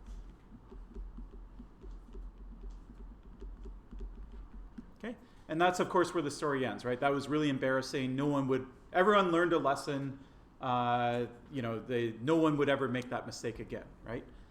Then the iPhone came out, and it made the exact same mistake.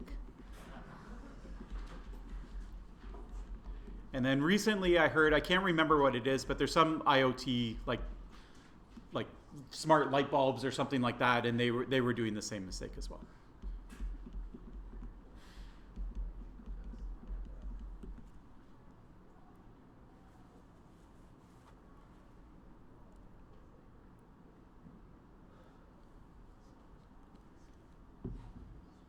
All right.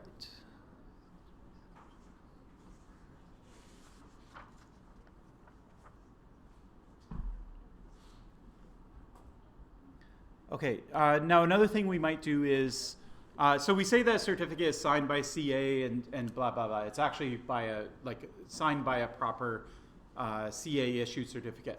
What if you just didn't do it? You wanted to intercept traffic going to Facebook, and so you didn't have a Facebook certificate, so you just made one up. Or you made up a CA, and the CA doesn't actually trace back, and you just drop the certificate into connections, okay? So obviously it's not going to work, right? But what does that mean? What does it look like from the user's perspective? Okay, what does that mean for that check to fail? Okay, what does it actually look like?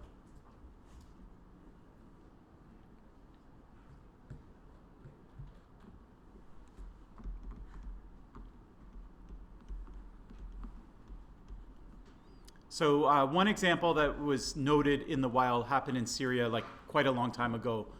And so basically someone, we don't know who, was intercepting or attempting to Facebook traffic with a non-trusted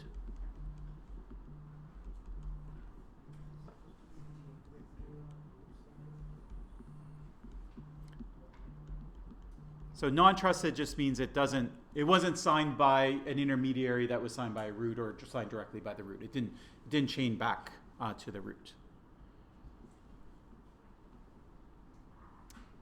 Okay, so what happens if you're a user? So you go to Facebook and this certificate gets dropped in. So it's for Facebook, but it was from the Syrian telecom agency or something like that. It had some weird name. And then your browser tried to connect it back and it couldn't connect it back. Okay, what would it do? So is it just going to show an error message? Is it going to just drop the connection? Is it going to connect anyway? What exactly happens? And so, yeah, go ahead. Okay. So it's going to show a warning page. Okay, so it's going to try and communicate to you that it failed. It's not just going to spin forever or something like that, okay? So you've probably been on the web where you've got these weird like certificate error kinds of pages, kind of thing.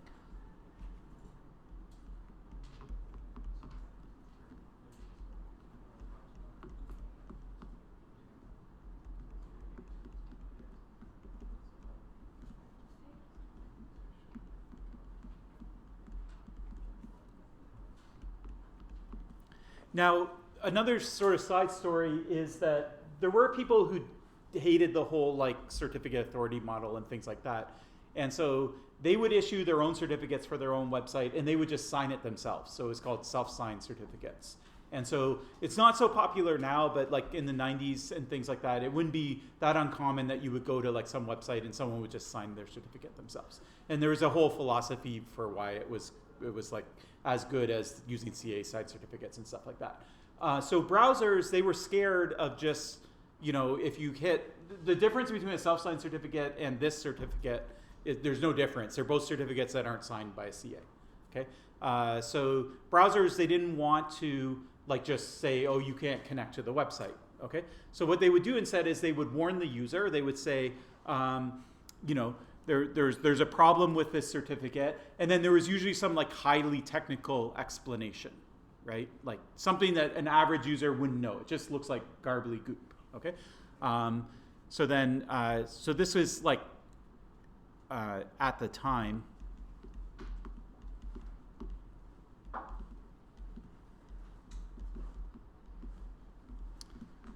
Warning would be full of jargon, is what we call it. We're just like technical stuff that if you're not like a computer scientist, you wouldn't understand. We'll revisit jargon later when we talk about usability. So it was full of jargon. And then there would be a big button that said, do you want to go to the website anyways? Okay? Do you want to just click through? So sort of, yeah. So we'll talk about that.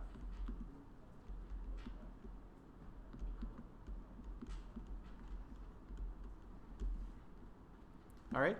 And so how many users, you're trying to go to Facebook, you see this error message, you have no idea what it means, right? And if you click this button, then you go to Facebook, right? Of course, you're going to Facebook that's being intercepted by the Syrian government, right? But you don't know that, right? And so how many users do you think just click through, right? Yeah, all of them. And so there were actual usability studies where they put people in a lab to see, and it was something like 80% or 90% of people would click through. And so this was an option.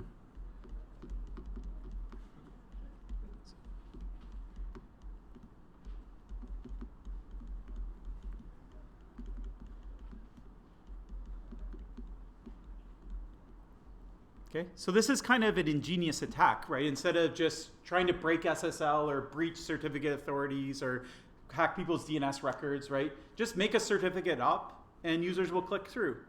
And then you can intercept all of their traffic, yeah? And so anyway, so this happened, and this isn't the only case, but this was one of the higher profile cases where it was sort of discovered. And then the browser said, okay, we have to do something about this. Like we can't just like let users click through. So the reaction to this,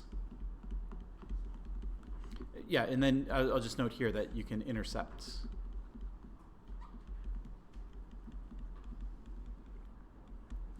Right, so the reaction from browsers, and it was probably Chrome, at least they got a lot of academic credit they wrote a lot of papers on this, and they were published at top tier venues and stuff like that. So the reaction from browsers was, okay, let's make sure that these errors are like human readable. Like who cares about mismatched domains and expired certificates and authorities and all that stuff? Let's just say something like, it looks like someone's trying to intercept your traffic. Do you want to continue or not? Right? Just say in plain, or like we can't tell the difference between what you're seeing and someone who would want to like intercept your traffic, right? So they would, so the warnings were improved.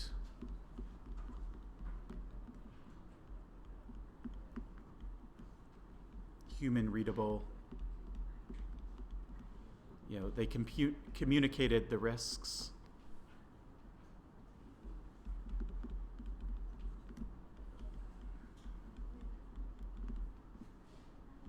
And then instead of having like do you want to just continue anyways, you would have to like click, I don't know, like learn more. And then there would be more explanation. And then somewhere at the very bottom, it would be like, do you want to proceed anyways? And then if you click on that, then eventually you could click through. So it's possible to click through, but it takes some effort. It's not just like, you blindly see an error and you swat it away, just reflectively with your thumb.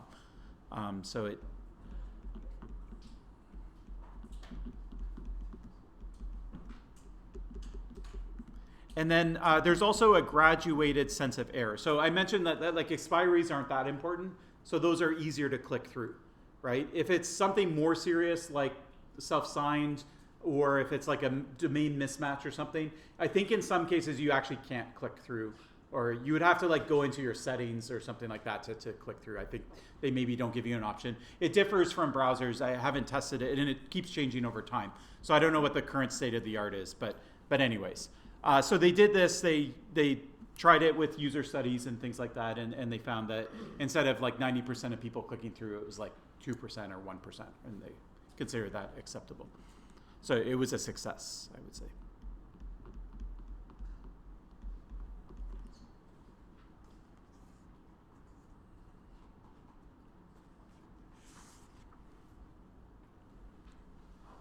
I'll just note that this was like maybe 20 years ago.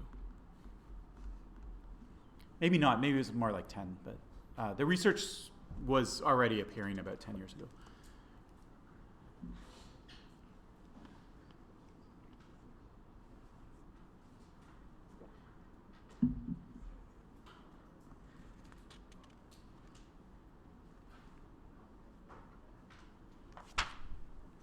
Okay, I'll show you one other one that's kind of weird.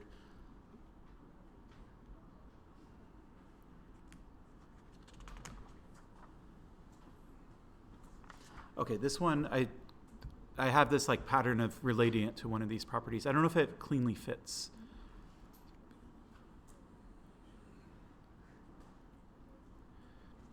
It's kind of about 2 as well. It's I'll just say a story about 2.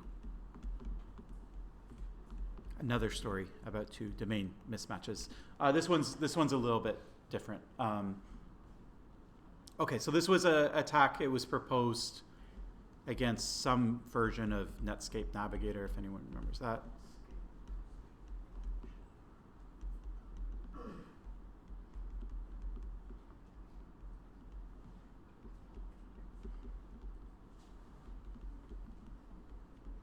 And it also, it's a sort of 2-part attack where it involves the browser and it involves the CA as well. And so it turns, there has to be a difference between the 2 of them. So it's not even proper to call it a vulnerability. Like both the Netscape and CA, they're both doing things correctly. They just are interpreting the same thing differently. Okay, there's some difference and you're going to exploit that difference. So this was proposed by someone named Moxie Marlinspike, who did a lot of these attacks. He's also the one that found, or at least popularized, the basic constraint attack. And later we'll talk about something called SSL stripping that he wrote a tool for as well. Okay, all right, so let me just show you how it works because it's kind of weird. Okay, so you go to a certificate authority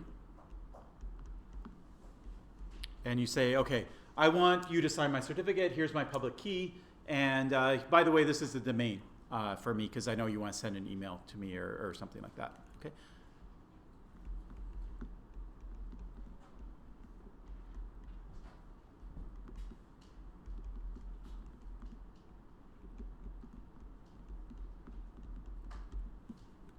So the domain is google.com, null character .jeremyclark.com. Okay, so this is kind of a weird domain, right? There's this weird character sitting there in the middle. Okay, so this is a null character. So let's say that you're a computer, not a human being, and you start parsing this string. Okay, what are you going to do about that character in the middle? All right, okay, so it turns out there's a couple options. So you could code it up different ways. Okay, so what are you going to do about it? So one thing is you could skip over it.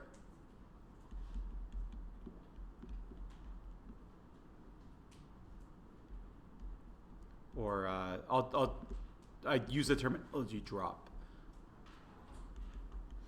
So you just drop it or skip over it. So that's reasonable. What else? Is there anything else you could possibly do? You might just reject the whole thing, right? Say, oh, you're only allowed to use Unicode characters or whatever the case may be.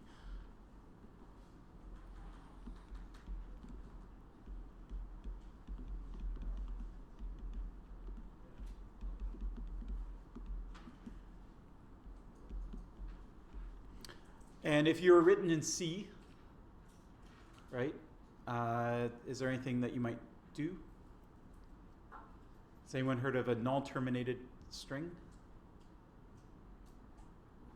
All right, so you probably, I don't know, some of you are like electrical engineers and stuff like that. So, but if you're a software engineer, if you went to Concordia and went through our computer science program, you'd be very comfortable with Java, right? And so in Java, everything's really nice, like strings. Java puts them in a box and tells your computer, this is a string, this is where it starts, this is where it ends, that kind of thing. But in C, there's none of that. Okay, C, you just write the string into memory, and you got to know where the string stops. Okay, so there's a special character that's reserved for the purposes of saying this is where the string stops. That character is the null character. Okay, so if I'm a C or C++ program and I read this string, I read google.com, and then I see that null character and I say, okay, that's the end of the string. Okay, so it terminates at that. So you're asking for a certificate for google.com, not for google.com nullCharacter.jeremy.clark.com. You're just asking for google.com, and now I'm done and I'm on to the next thing. Okay, so this is a null terminated string.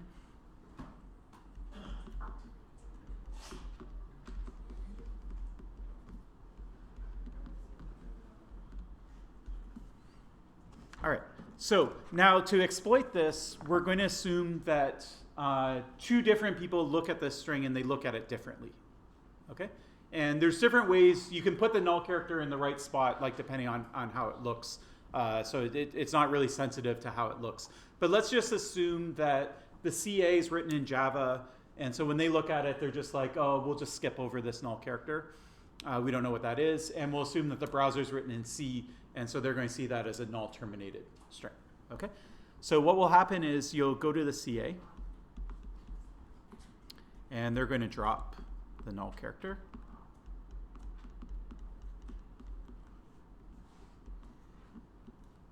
And the victim's browser, so you're going to exploit this with someone else. You're going to drop a certificate in on some victim. We'll talk about that in a second. But the victim's browser is going to terminate.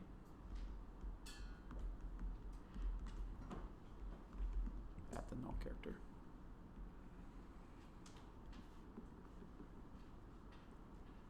Okay, so the CA looks at this string and it sees it as google.com, skip over the null character, .jeremy.clark.ca. All right, so that's kind of a weird domain, right, to be registering, google.com.jeremyclark.ca, but it's a valid domain. Okay, there's nothing wrong with it. And who is it that controls this domain? Like there's a reference to Google and there's a reference to Jeremy Clark. Who controls this domain? Jeremy Clark. So google.com is just a subdomain, right? Just like I could have images.jeremyclark.com or I have google.com.jeremyclark.com, whatever. It's just some subdomain. I can call it whatever I want. If I'm a CA and I want to send an email, who am I sending the email to? Admin at jeremyclark.ca, because that's a top level domain. And even if I send it to google.com.jeremyclark.ca, it would still end up at jeremyclark.ca's email server. Okay, so as far as the CA is concerned, this is jeremyclark.ca. And as long as I can convince the CA as the attacker that I control jeremyclark.ca, then it's happy to sign this certificate. Okay.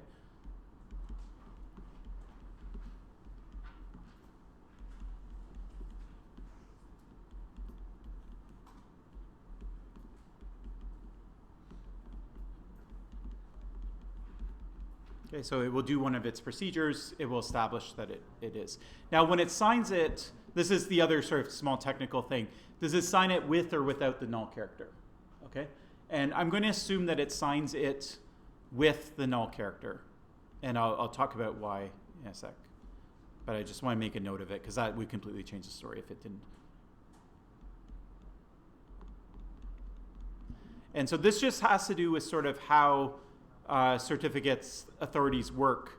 What you do is you create what's called a request, a certificate status request, CSR. And basically, it's a certificate that hasn't been signed yet. So it has your name, it has your organization, it has the basic constraints, whatever, blah, blah, blah. So you put that up, you give it to the server. So that's sitting there in a file. Then they're going to parse that file and they're going to do all their checks on it. So when they parse the file, they're going to drop that null character, and when they look at it, they're going to think that it's for a domain, jeremyclark.ca. Now, when they're done with all their checks, okay, they're not going to take their knowledge from all their checks and rewrite it into a new file. They'll just be like, the file was sitting there, I went from top to bottom through this file, and everything checked, it's okay, I'm just going to sign that file. Okay, and so the file you give it to sign, like they literally just add their signature to the end of that file. Okay, so that's why they'll end up signing it with the null character intact. So they'll read it into memory to do its check, they'll drop the null character, and then when they're done all the checks, they'll just sign the file as it was given to them. Okay. So then what will happen is, so I'll go there and I'll get this certificate. So I have this weird certificate for google.com.nullcharacter.jeremyclark.ca. I see a user, they're going to google.com, and I say, great, I'm going to attack that user. So I drop this certificate in. So now the victim's browser is going to go through all the checks that they do, and one of their checks is, okay, the user is going to google.com. What domain's this certificate for, right? And so it's going to parse it as google.com.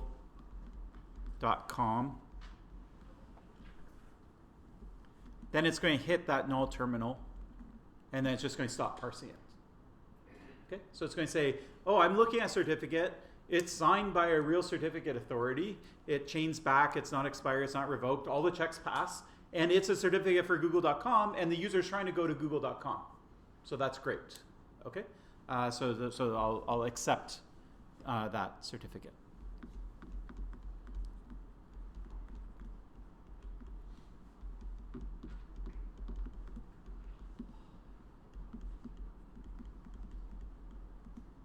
Okay, so if you want to intercept to Facebook, it's fine. You just, you put facebook.com here before the null terminal or whatever domain you want. You can get all these certificates, and then you can go and you can drop them in. Now, it only works on that specific browser that parses it that specific way, and you have to find one of 600 CAs that's going to parse it like the other way. And, so the particulars of the attack are specific. And then once it was discovered, then it was fixed. And I forget what the fix was. I guess they just had a consensus about which way they should interpret it. I think the consensus was actually towards number 2, which is just completely reject it, right? If there's any weird characters or anything like that, just don't even try and parse it, because you could have problems parsing it differently. But anyways,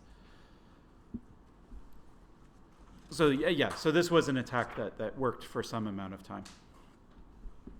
Okay, next we'll talk about revocation.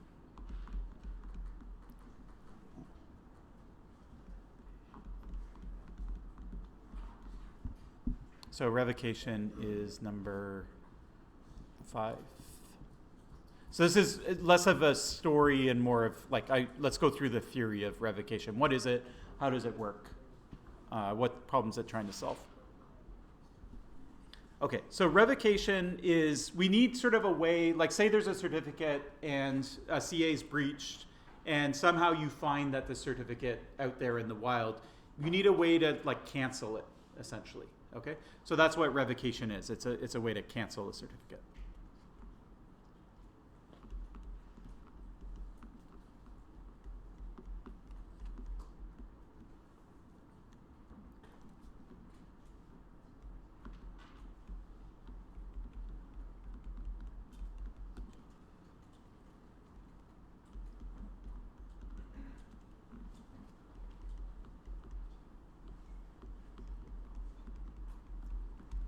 So this could be, if the CA is breached, it could be like your public key leaks, your private key that corresponds to your public key leaks, anything like that.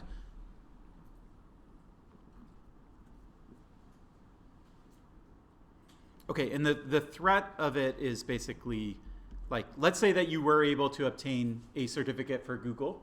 So then the user would go to the real Google and they'd say, give me the certificate.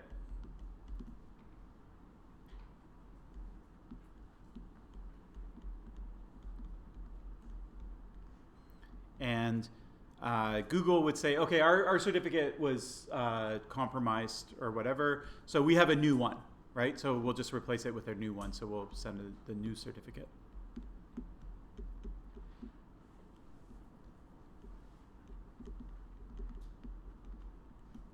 But if the adversary's in the middle,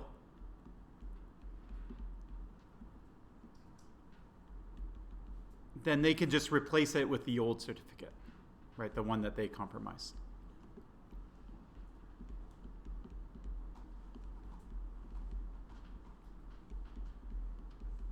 So it's not enough for Google themselves to realize that their certificate was compromised. If they realize that they can replace it with a new certificate, that's fine.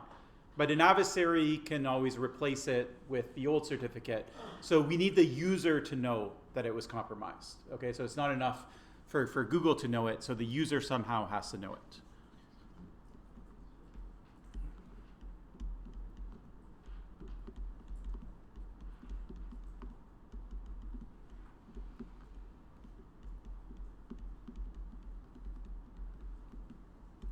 Okay, so then the next question is, who's going to tell the user?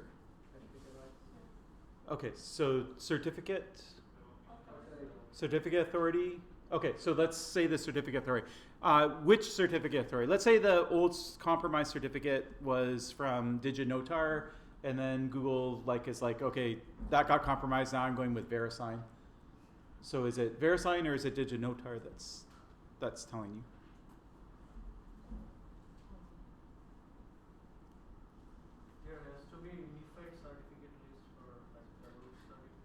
Okay, so maybe we push it to the root certificate. Now it still could be signed by two different root certificates. So we could push it up another level to, like, say, the operating system. So the operating system could have, or like you say, you could have a unified list for all CAs that all CAs contribute to. It's like all the revocation certificates will be listed in a unified. Okay.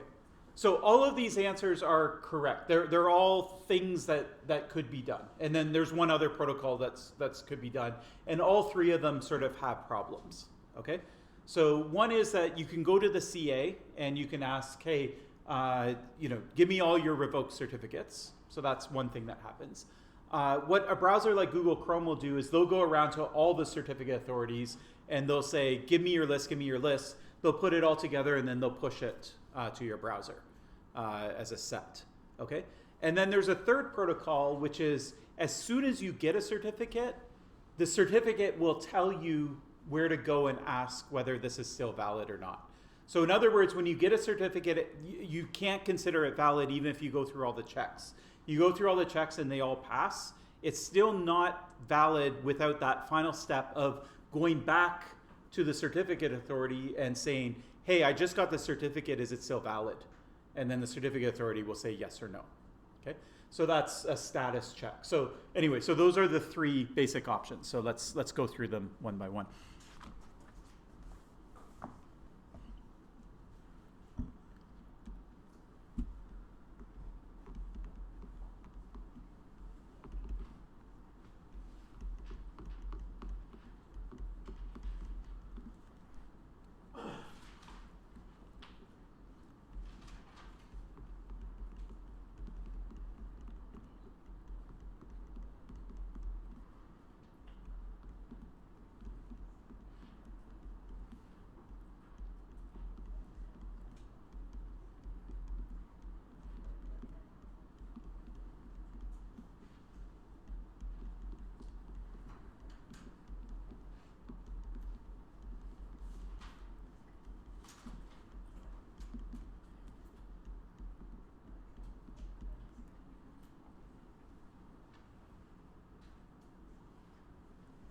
Okay, so the certificate contains the name of a server that will answer whether a certificate is valid or not. And instead of saying valid, let's be more specific and say whether it's revoked or not.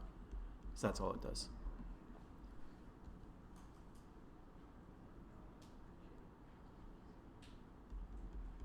Revoked or not? Okay, so I'll show you where it is.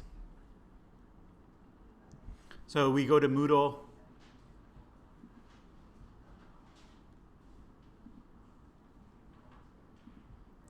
And so I'm looking at the site certificate for Moodle itself.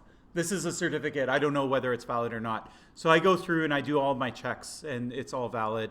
And so my final question is, okay, is this revoked or not? And so I look for a protocol called OCSP. It's called Online Certificate Status Protocol. And it's right here. They call it method 2 as opposed to method 1. But anyways, so it's OCSP. And you can see that there's a URL here that you probably can't see it because it's small even for me on my screen. And, but I'll screenshot it, and then I'll drop in the notes, make it bigger, and we can all actually see it. Whoops.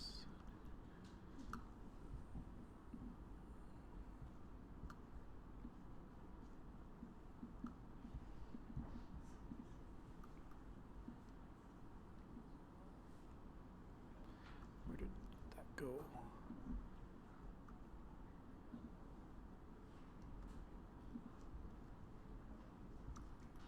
Sorry, let me try that again.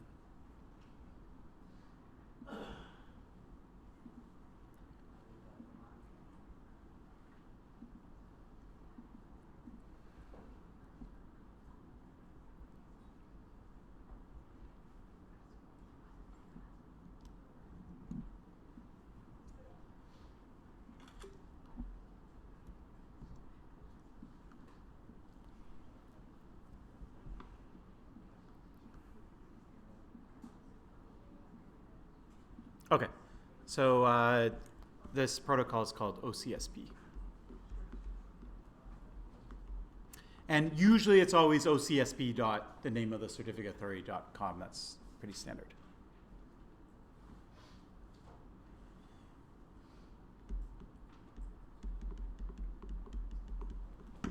Okay, so let's say you're an attacker and you're in this situation. So you have this revoked certificate, and Google's now sending their new certificate, and then the CA also at the same time is there. You know, when the user gets, so in this case you drop your old certificate in, so that's fine. But now the user is going to do this extra check. So they get the old certificate, they see that the old certificate is, and this goes back to the other question of whose CA are you checking with? So you're checking with the CA of the certificate that you're getting it from. So if the DigiNotar certificate is the one that's compromised, it's up to DigiNotar to revoke it. Okay, so the CA that misissued the certificate or the certificate that was breached, that's the CA that has to actually do the revocation. And so what that means is they'd have to update their server so their OCSP server now knows that this is revoked. Okay, let's assume that they've done that. So now the user is going to check. They're going to go over to DigiNotar and say, I got this certificate, is it valid or not? And DigiNotar is going to say no. Okay? And then this attack isn't going to work. All right? Now, does that mean the adversary can't do anything? Okay? So the adversary worked really hard for this revoked certificate, so they send it to the user. Now they're scared that the user is going to learn from the CA that it was revoked, right? So what can they do? So take a look at this URL and see if you can think of at least one thing that the adversary could still do. Okay, so this is a secure encrypted connection. Okay, so it's over HTTP. And we'll talk about why in a second. So what does that mean? If the adversary's in the middle, we're assuming that anyways. The person says, hey, is this certificate valid? The CA says no. What does the adversary do? They change it to a yes, and they send it.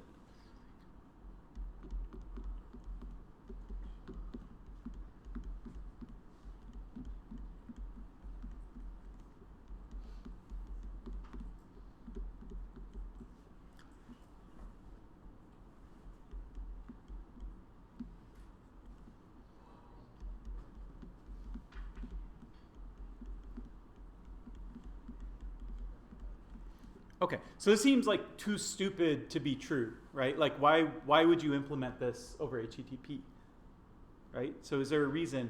And the reason is, let's assume that you did the right thing and you implemented it over HTTPS, right? What would happen? So you would implement it over HTTPS. You would go to ocsp.globalsign.com, and you say, okay, I need to know this certificate status, but before you send it, we got to set up an SSL connection. Okay, so then what's this server going to do? It's going to say, great, I talk SSL, here's my certificate.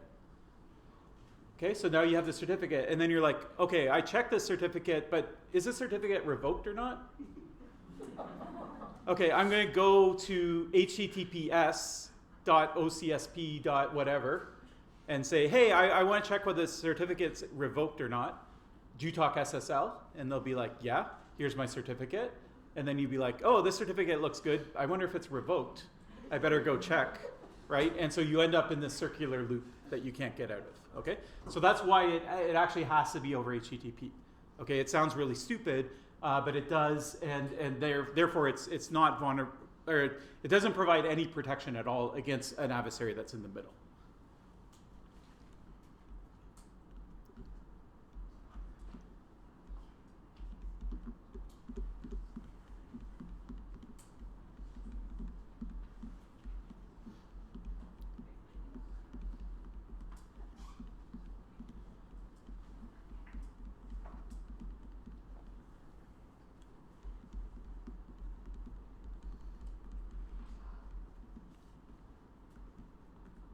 Okay, so an adversary can always modify it.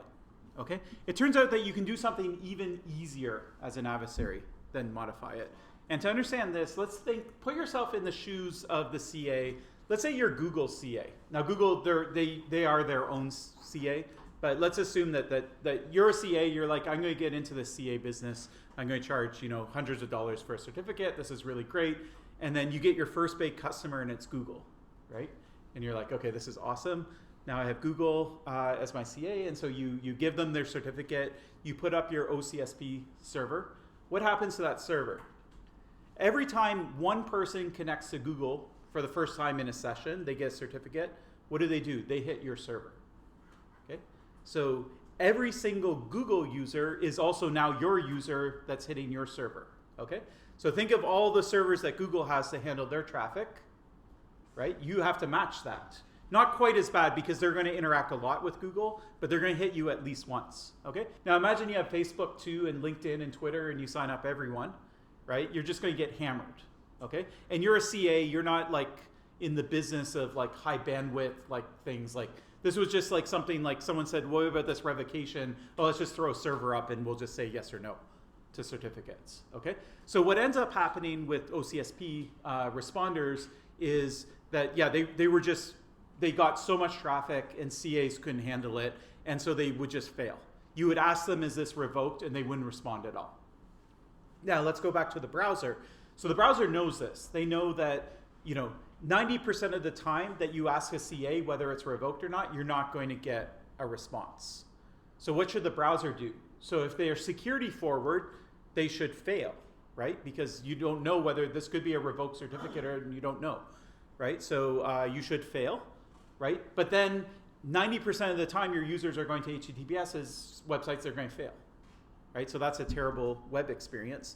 And so they got backed in a corner and they basically said, well, like this situation is so bad that we're just going to fail open.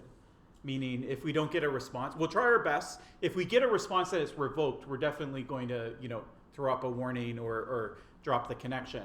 But if we don't hear anything at all, then we're just going to fail open because, meaning like we'll just connect to the website anyway. We'll give it a little time, and if we don't hear about it back, then we'll just assume that everything's okay. And we can only do that because the CAs can't keep up with the traffic. And so, yeah. So basically, the other attack is that you could just drop the OSP response. Yeah, sorry. OCSP.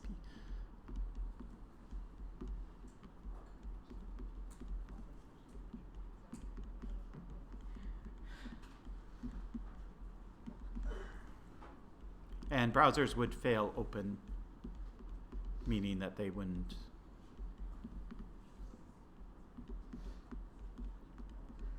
They wouldn't fail. And the reason they did that is because CA servers couldn't keep up with traffic.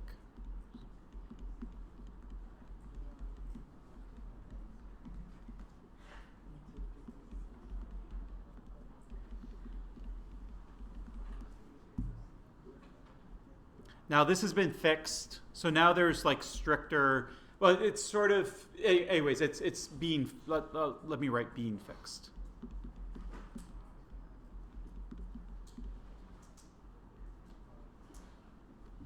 So there's certain classes of certificate where the browsers have sort of gotten together and they've agreed that, like, for example, if you want an extended validated certificate, now there's a bunch of new rules. And so, like, you have to join this thing called certificate transparency. You have to make sure that you have OCSP responders. We're going to test them and make sure that they respond. And, you know, there's all these new rules and things like that. So the second issue is getting fixed, but the first issue is still there. Which is that you can always just change it. It has been done by the browser, so let's Is which done by the browser? so the responders will be there and like OCSP responder will be there and another term. Yeah. No, the CA has to do it because they're the ones that know whether the certificate was revoked or not. Yeah, no one else knows that. And the browsers could do it, but they would have to ask the CAs, right? And that's actually a solution as well. So what Chrome did is they just turned off OCSP. They said it's useless. Who cares? We're just going to ignore it. What we're going to do is we're going to go around to the CAs themselves. We're going to ask them for their revocation lists. We'll bundle it all together. We'll send it to the user. And so that's another option. It was going to be my third option, but since we're talking about it, let's do it as option number 2.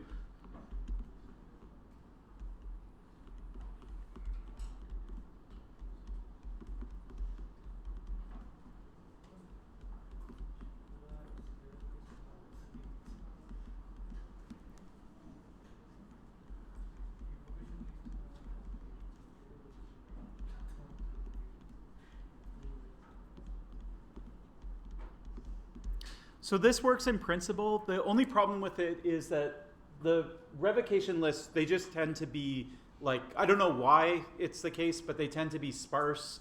And so they might only cover like 5% of actual revoked certificates. And they tend to be slow. Like it usually takes a CA a couple days to update them and things like that. So I've seen some empirical studies that show that Google's like, and these are kind of old, I don't know what the current state of the art is, but anyways, like maybe 4 or 5 years ago, I saw some research where people like went in and they analyzed these sets that Chrome was pulling down, and it just wasn't, you didn't get good coverage from them. So there's nothing wrong with the theory of doing this, but whether it actually works well in practice is questionable.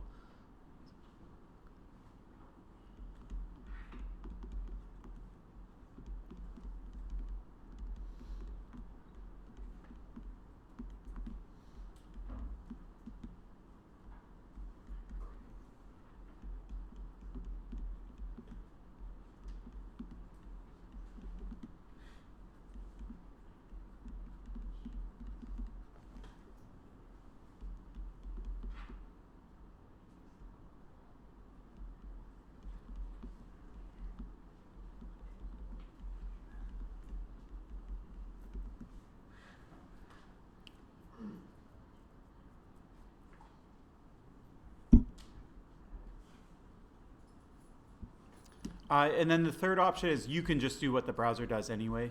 So you can go around and ask for the lists.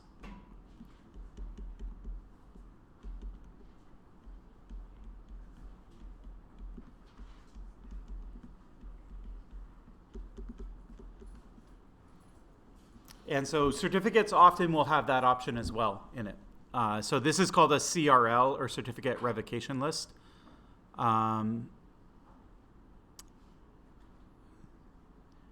And so there's a field that's called the CRL distribution point. Yeah, so here it is.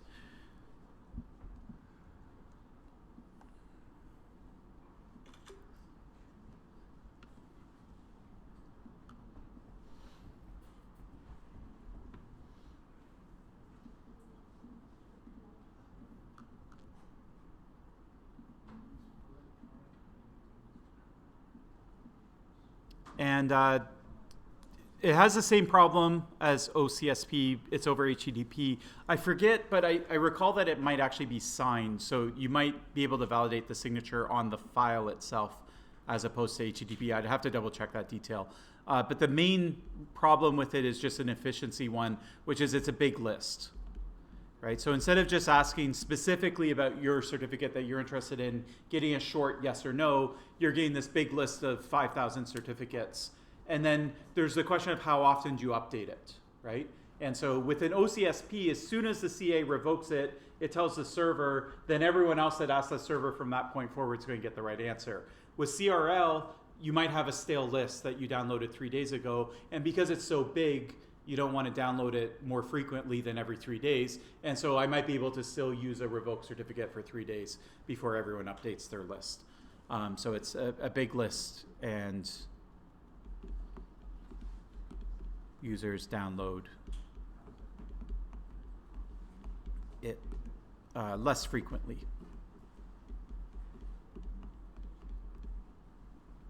So this was actually this was the original option. So this is how it used to work. And then because of these problems, people said, we need an online certificate status protocol. So we need something like where you can instantaneously get an answer. So we don't have this window of vulnerability, and it's nice and small and all the other benefits. But then you have the problem of the servers getting overwhelmed. And then chronologically, then Google said, okay, forget about this OCSP thing. We'll just go around and we'll get the CRLs. They did some cool stuff about like making them really compact. So they put them in these like bloom filters, and it was actually like this double bloom filter thing that you can read about if you want to do a research project on it. There's some academic papers about it, but they did a really cool kind of protocol to try and make this really small. It's still a little weird how it distributes it. Like there's not a lot of detail about it. It doesn't come, I forget how it actually comes into your browser. But anyways, it's sort of like a non-standard proprietary like Google custom protocol to pull these things down. But the problem was that because most of the world had switched to OCSP, even though it was kind of failing, CAs weren't really keeping their CRLs up to date with everything. And so that's why the coverage ended up being kind of poor. And so now the current state of the art is we've gone back to OCSP, but now browsers are insisting that you meet certain liveness requirements for your servers. Yeah. So, anyways, we kind of went into a full circle with these protocols. Okay. So we're out of time, and that's great. Any final questions? It's always dangerous to ask a question now because everyone else is like packing up. Yeah, go. What if like the user sends the request back to Google and Mm-hmm. Google cancels the connection because the certificate is revoked? Yeah, okay. So let me just answer this question because I'm going to give you actually a fourth option that I didn't talk about. So the first question is, could Google do something about it? But Google doesn't know, like it sees you request a certificate, it sends you its newest certificate, and it's only after that the adversary drops in the fake certificate. Okay. If the user tries to connect with the revoked certificate, then Google reject it. Okay. Just give me 1 minute. I still have 1 minute. Okay. Users ask for the certificate. Google sends its real certificate. The adversary drops their fake one in. Now, what the user's going to do is they're going to use the crypto in the fake certificate, right? And so if they were to send that all the way to Google, then Google would be like, I don't know what you're talking about, because those keys have nothing to do with the keys I sent you. But what the adversary is going to do is they're going to stay in the middle. So they'll send it to the adversary will decrypt it, and then it will re-encrypt it with Google's real certificate, and then it will shuttle the information back and forth. Okay? Now, one final thing. What if, because OCSP has this problem of everybody who goes to Google has to hits the OCSP server as well. What if Google just hit it for you, and they got it, and then they just stapled it in? So when they sent their certificate, they also said, hey, 1 minute ago I asked the server, and this is the response I got, right? Then you don't have to go and hit the server. And they can send that to 1 million users, the same message. And so that actually is a great protocol. It's called OCSP stapling. The problem is it just kind of breaks because you're putting extra information into like fields that don't want extra information. And there's some middle boxes on the internet that just end up dropping those packets because they're too big and they have like weird fields and stuff like that. So that was an idea that kind of failed, but yeah. Okay, that's it. No more questions. I'll see you next week.